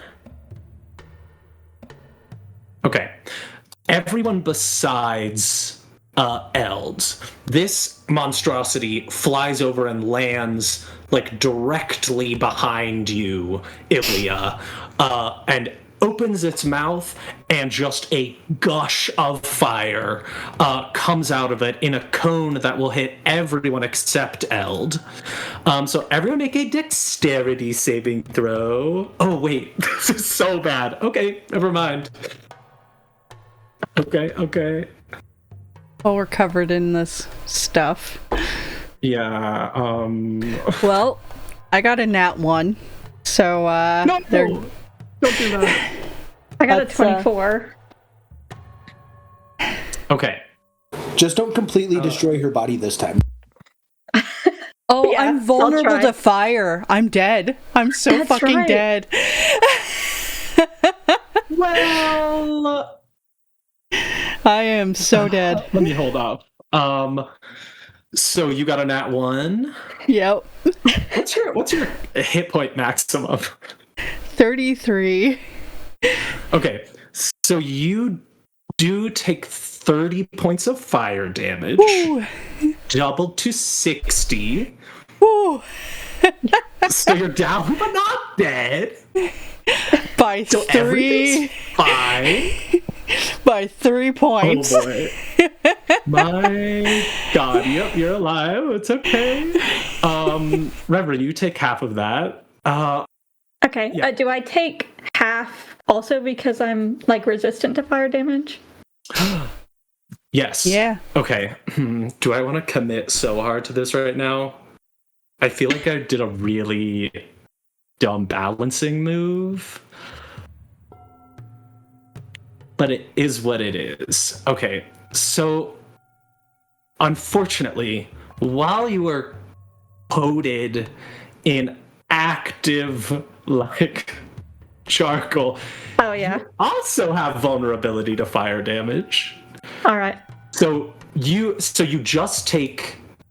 So you Equal. would take 15 because you succeeded, halved to 7. So you just take 15. Wait. Okay. Yes, 15 because you're resistant. Okay, love it. Okay. Whew. So okay, cool. Well, now you guys know. Why did I design this?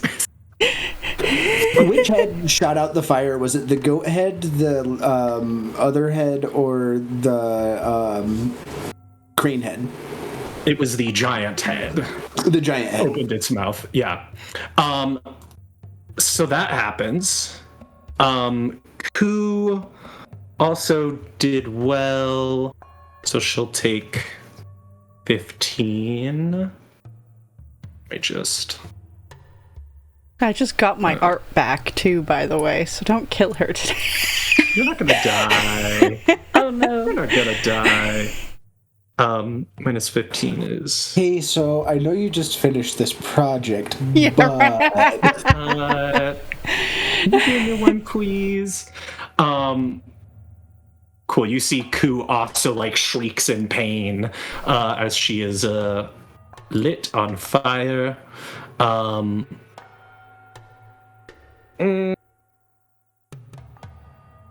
Okay. You also see that the area that you guys are in is also set aflame because it's highly flammable. That won't come into play until initiative 20. Oh, which is right now. Okay, great. Oh wait, I'm sorry. Its turn is not actually over. Oh boy. 2 more heads. Oh boy. Well, yeah. So it gets 1 more attack. Normally it has 3, but it used its fire breath, so it can bite horns. It is going to make a claw attack against Ku. I think as it hits Ku with the fire, Ku transforms back into her like serpentine form, and it's gonna try to hit her, and it does not with its claws. And it is just standing right there. On initiative 20, I need all of you to make a dex save except for Ilya. Please. Oh boy, oh boy. Well, Okay. 18. Okay. And just to confirm, I have advantage, I believe, because of my danger senses. Only if your rage is on? No, this is anytime Okay. I make a dex saving throw. Gotcha. Cool. So sorry, Reverie, you said you got a 12 yeah. and you got an 18 Eld. Okay, what's your hit point total at, Reverie? Where are you at? My current HP is 17. Okay. Cool.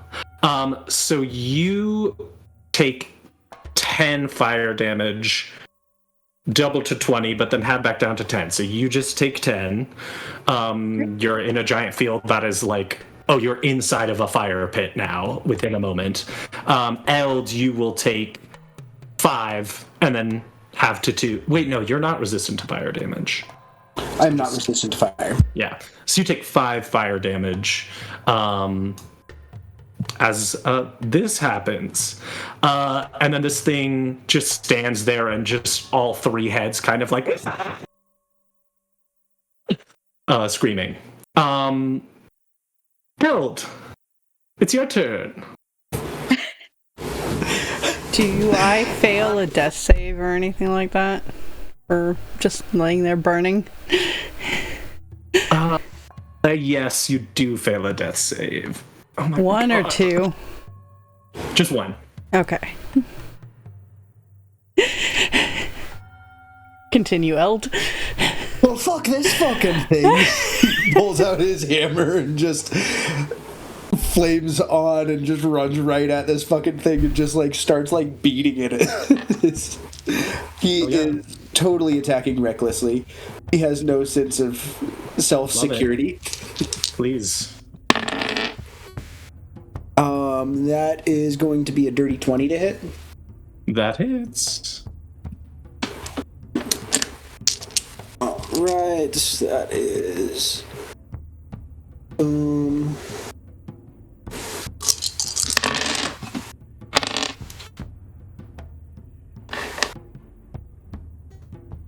I can do math. It's 14 plus another 5, so 19 damage on the first attack. How much of that was fire? None of that actually was fire. This is all bludgeoning at this point. Oh, got it. Okay. Perfect. So you said 19? Yep. So I said flame on, but I meant my rage went on. Oh.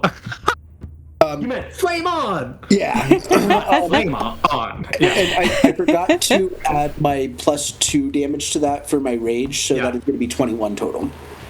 Love it. Hell yeah. One big hit. I've got another attack. And you do have a pushing thing, right? Yes. That You have is... many pushing things. I do. So yeah, first, can I get a con save of 16? It gets a 3. Natural 1. Oh. Oh, I'm damn gonna it. give you that. Keep your 3. Keep your 3. Oh, thank you. I had already rolled it, so yours wouldn't have counted anyway. So I got a nat 1. Is it immune to the toppled condition? Or prone condition? No. Yeah, no. So it is prone now.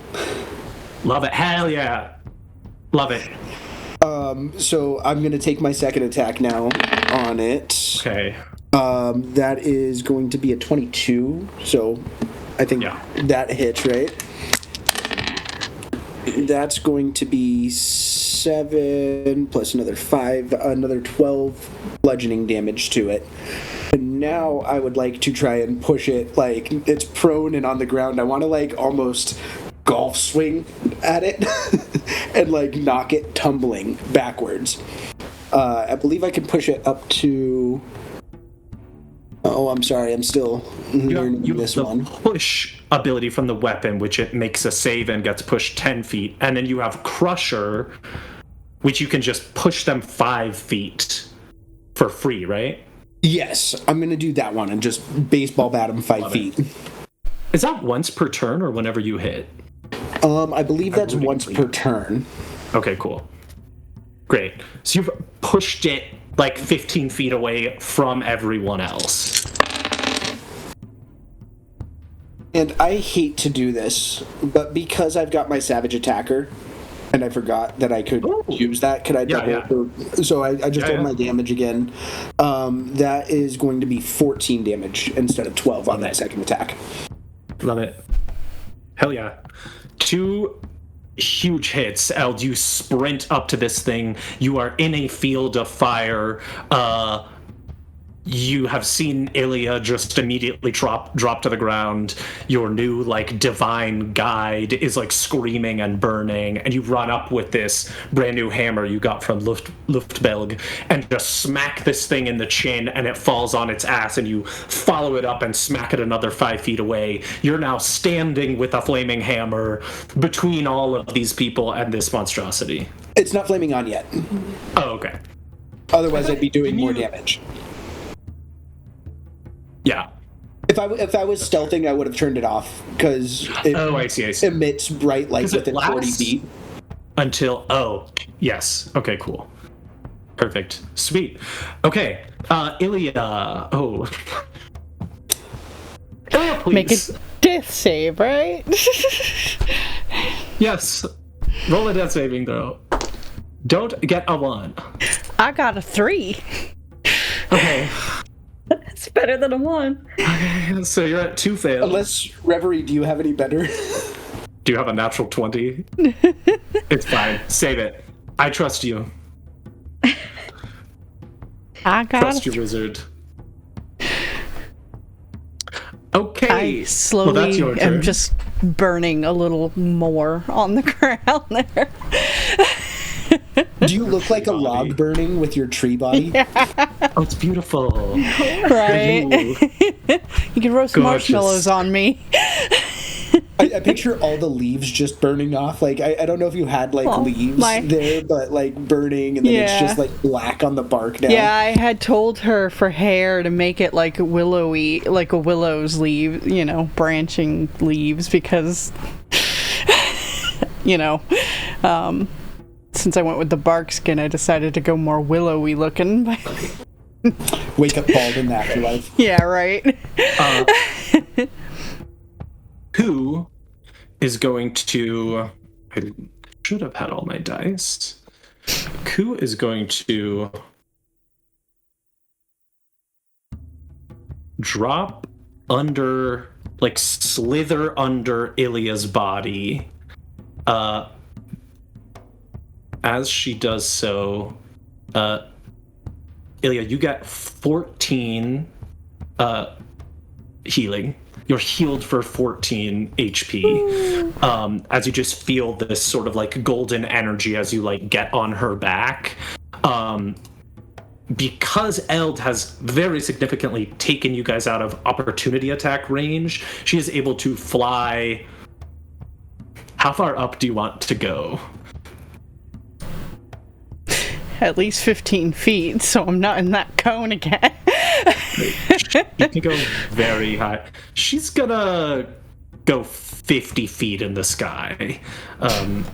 She's extremely fast. And before she ascends, she is going to, as a bonus action, she's going to cast Bless on Reverie, Eld, and Ilya. Yeah.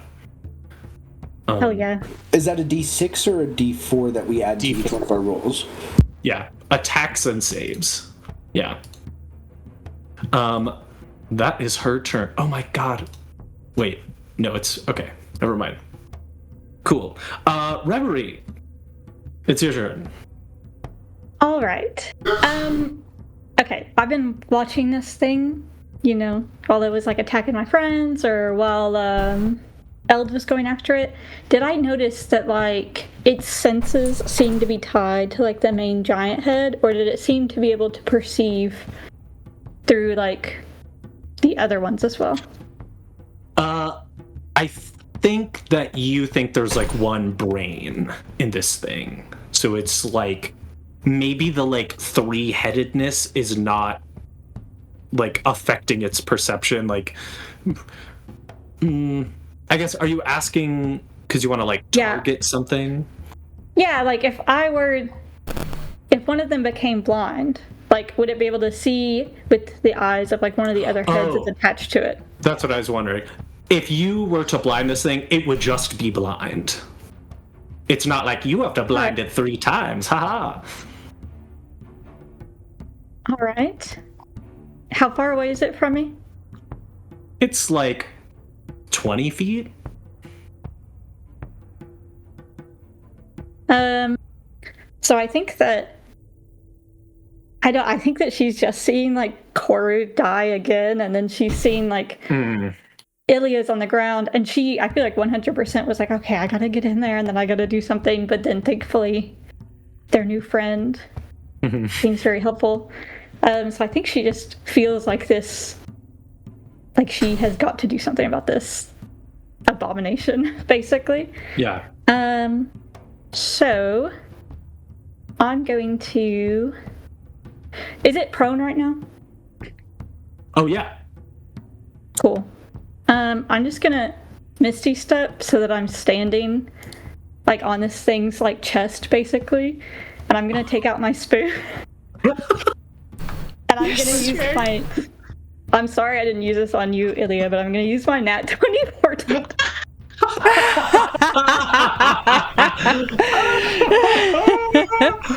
Oh my god. Oh. I love this. Right. All right. Kill this thing with your spoon. Okay. I mean, it's alive still. Okay, so you take out this spoon. No one has noticed, but you've loved this spoon. Secretly, it's been your precious. And you know that this is the right time to use it, and goddamn, if the divination gods have not led you to this moment, please roll 10d8 damage. Oh my. All right. What the fuck is this spoon? It's my precious. That's amazing. That is 45 damage. 45. That's really funny. Okay. So you take this spoon out. This rusty, crusty ass spoon and drive it into the like giant's eye. This thing just like shrieks and is like writhing on the ground, trying to like clutch at its eye. The spoon snaps and like vanishes, and you see all of the eyes on the different heads just like turn black and just like melt into goo onto this thing's face. It is so badly hurt. Oh my god. My spoon broke though. I can't do anything. It's permanently blinded. Oh yeah, the spoon is gone. It vanishes. It's not just broken, it breaks and then is gone.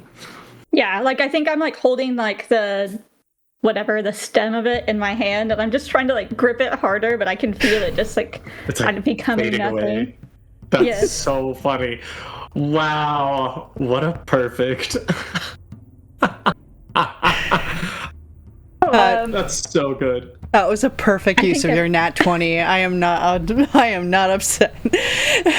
I would have felt like a huge asshole if you got a nat 1. I didn't even think about that when you went to go roll your death save. Wow. Okay, do you want to move away? You're right next Yeah. to this thing. Okay. Yeah, It's gonna I get think I an just opportunity attack. That's fine. It has disadvantage because it's blinded and prone. I'm gonna give it triple disadvantage because you just used a spoon to blind it for the rest of its life, no matter what. like that's gotta hurt its ego, right? Right? And that's a 2. This thing just like lashes out wildly, and you just like step back, calm.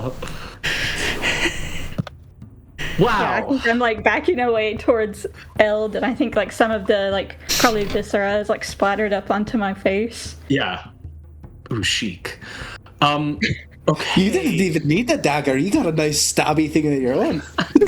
Not anymore. Oh, well, at least you got the dagger now then. Okay. It is the monster's turn. I'm gonna be a real dick about this. I probably would anyway, but you have just hurt this thing so bad. So I'm gonna roll a d6. On a 5 or a 6, it recharges its fire breath. All right. So not a 5 or a 6. Yeah. Okay. It does not recharge. It was a 4. Perfect. So this thing will stand up. It is going to simply... I mean, this fight is fucking over. But this thing is really dumb. It is going to lunge towards Eld. Oh, Eld. You reckless attacked. Oh, yeah. Okay. You're getting 3 attacks flat. The one of the ones is a 3. Okay. That is one that would have hit. That does not. Does an 18 hit you? Let me double check. Either 18 or 19. Seems like 20. I'm 18. Okay, so that does hit you. So 18 and then...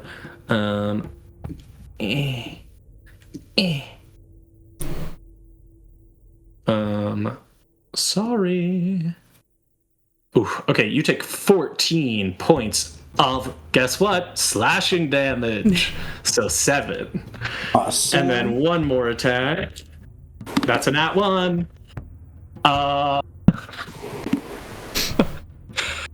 Reverie has just, like... This thing no longer has a spirit. It will never try anything again in its life. It's a pacifist now. It's short life. Yeah. Cool. You two on the ground make me a dexterity save on initiative 20. 23. 17. Okay, those both succeed. So 11 damage to both of you. Do I have that? What kind of damage is this? Fire damage. Sorry, this is from the burning. Oh, you're right. I'll let you know, the damage diminishes every round. The black barley burns hot and fast, which means like it burns up and is done, so it won't like create a wildfire around you forever. Yeah, Do but I have that to like 6? Oh wait, you succeeded. No, hold on. 11 halved to 5, but then you're vulnerable, so 10. But she's resistant, so 5 Oh, again. you're resistant. Wait, so 5. Sorry. No, you're good. D&D math. Oh, and then Eld, you succeeded, so just 5 damage to you. Hell yeah. Okay, is Reverie still alive? I am. I have You're doing great. 2 HP. Love it. 2 Okay, HP. cool. Oh no. Eld, that's your turn. This thing is standing in front of you. It just sort of gave you like a little scratch on the head, essentially. I take a whack at it with me hammer. Actually, before that, I'm going to turn... I know it's probably not going to do much more, but I turn the flame on. Why not? Hell yeah. Why not? So that's going to be a... Oh, and the D4. 28 to hit. No. I'm sorry. Yeah, that hits. So here's my 66 damage. Keep the fire separate for me. Cool. I rolled really well. I got 5 and 5, 5 and 6, so that's going to be 21. And then another 6 and 5, and that 6 and 5 is fire, so that's 11 fire and then 21 bludgeoning. Okay. You hit this thing with this flaming hammer, and the fire just like absorbs into it. It is immune to fire damage. It is made of a fire giant. That's fine. But it does take 21 damage. It is looking on death's door. Can I please have another con save? Oh, yes. DC is 16. Yeah, it succeeds. All right, so it's not prone yet. Actually, you know what? No, never mind. I'm going to save this for later. So I am going to swing again. Another 27. Does bless attack happen on both attacks? Yeah, attacks and saves. Another 28. Yep. Oh, add 5 more to that last attack because I forgot to add in my modifier. 7 more. Jesus Christ. Yeah. I can math, guys, I promise. I got you. You're good. That is going to be another 15 bludgeoning damage. Well, guess how many hit points it had. Fucking read. Nice. It's a 6. Eld, how do you kill this thing? I think I'm just chasing it down, and since it's blinded, it's not seeing any of my attacks, and I'm still attacking recklessly, but it doesn't see me, so I'm just like smacking it in the head. I think I like reach up with the tail end of my hammer, and I just like kind of clunk it in the face, and as it backs up a little bit, I just open up for like a big baseball swing and just kind of knock that middle head, not off, but I smash it to a pulp. Hell yeah.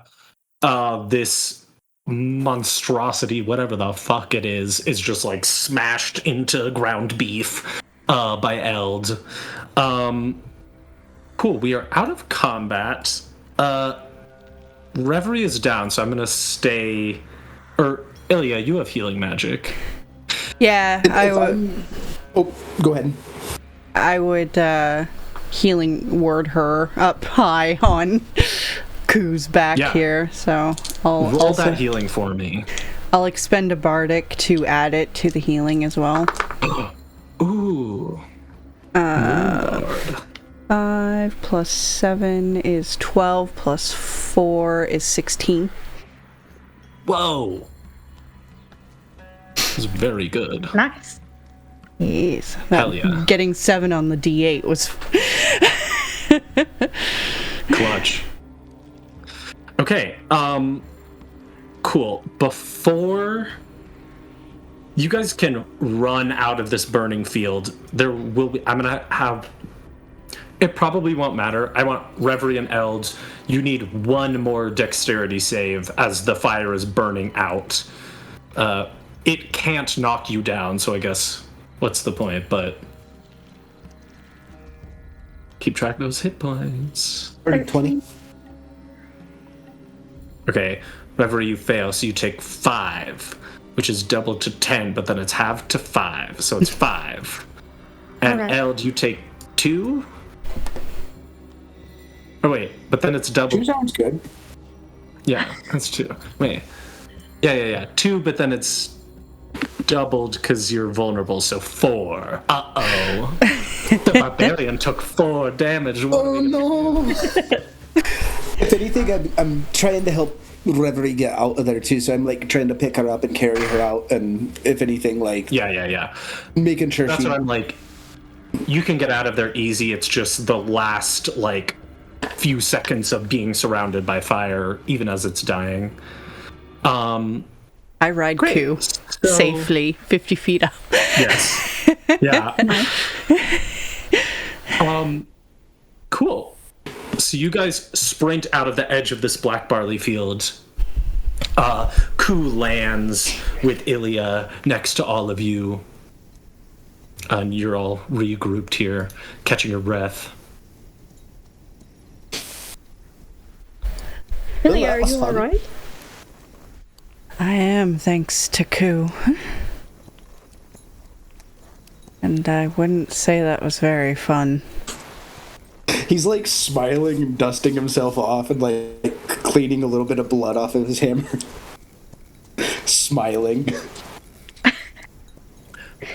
Are you As you dust alright? yourself off. Go ahead. Sorry. She's just gonna be like, are you alright to Reverie? Yeah. I think I just kind of like wipe some of the blood from my face. I'll prestidigitate the gore off of you. Thank you. I'm alright, surprisingly, even though I kind of got up close and personal this time. Whatever you did, though, was amazing. It seemed to hurt it very badly. Well, you can thank Tomas for that. It was one of his cursed items. Oh, which one? I think she's feeling really sheepish about it now. I feel like, here's the question, do I still feel like the attachment, or do I feel like that was a weird thing?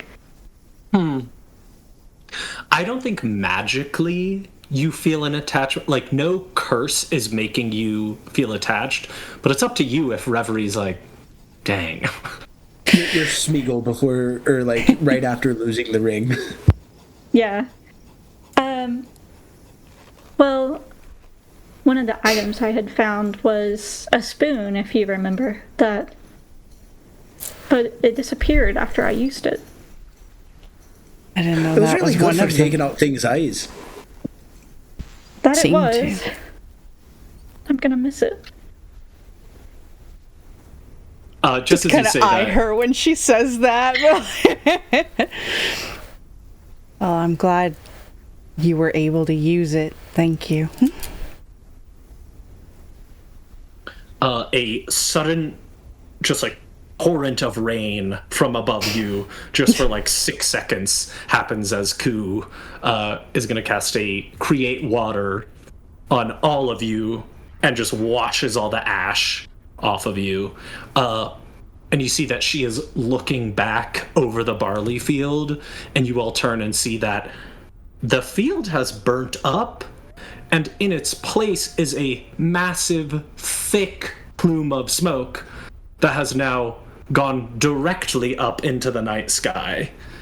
And Ku kind of turns back towards the road in front of you.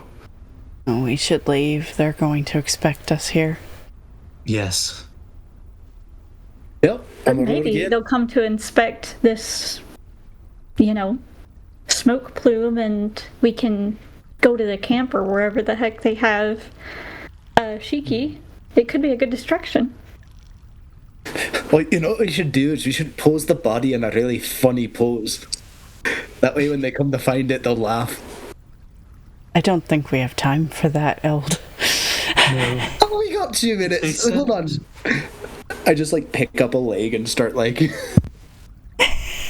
If they send a squad here, knowing that this is a trap, not for you specifically, but this is a defense on the other giants who might be approaching their tribe, or animals, or anything. So the signal fire must be part of that. It is likely someone will be coming, which does mean the camp will be more empty, but there are a lot of these giants. I don't think even 3 less of them would be significant. We should run into the woods. Not the woods, yet again. I guess woods. And find somewhere safe to hide. You would know the area best. Lead on. Yes. I think Serpent. I think Eld takes just half a second to write on the body, and its blood just who are we trying to... We're looking at for the Abare right now, right? Yeah. I would write the Guntai were here. Just start a But war. not in giant. Okay. Common. That's great. Awesome. You all run off into the dark of the night. I guess not covered in blood and ash and viscera because you've been washed clean. So spick and span, but horribly injured and maybe a little scared, run into the night following this serpent spirit, guardian, so that you don't die and to make a plan of what you might do come the morning. And that's where we'll end. Yay! That was a fun one. Yay, I didn't TPK Yeah. you guys on accident again. The spoon! Highlight Oh, man. for real. I Yeah. love the spoon and then the meteor swarm, like this pulling out, like, and I feel like that's total wizard move, like out of desperation, just pulling something out of their ass that is just boom. True. That's great. As soon as you gave me the spoon and then I read the description, it was like on a critical hit, you do this, and I was like, I know what I'm gonna You do just with the do nat that. 20 portent. Yeah. Yeah. That's fucking great. I forgot. I would have felt really bad though if you had gotten a nat 1 on your No, on I your just thing. I would have been like, died. wait. I haven't with her life. I wouldn't have. No, I'm just kidding. Oh my god.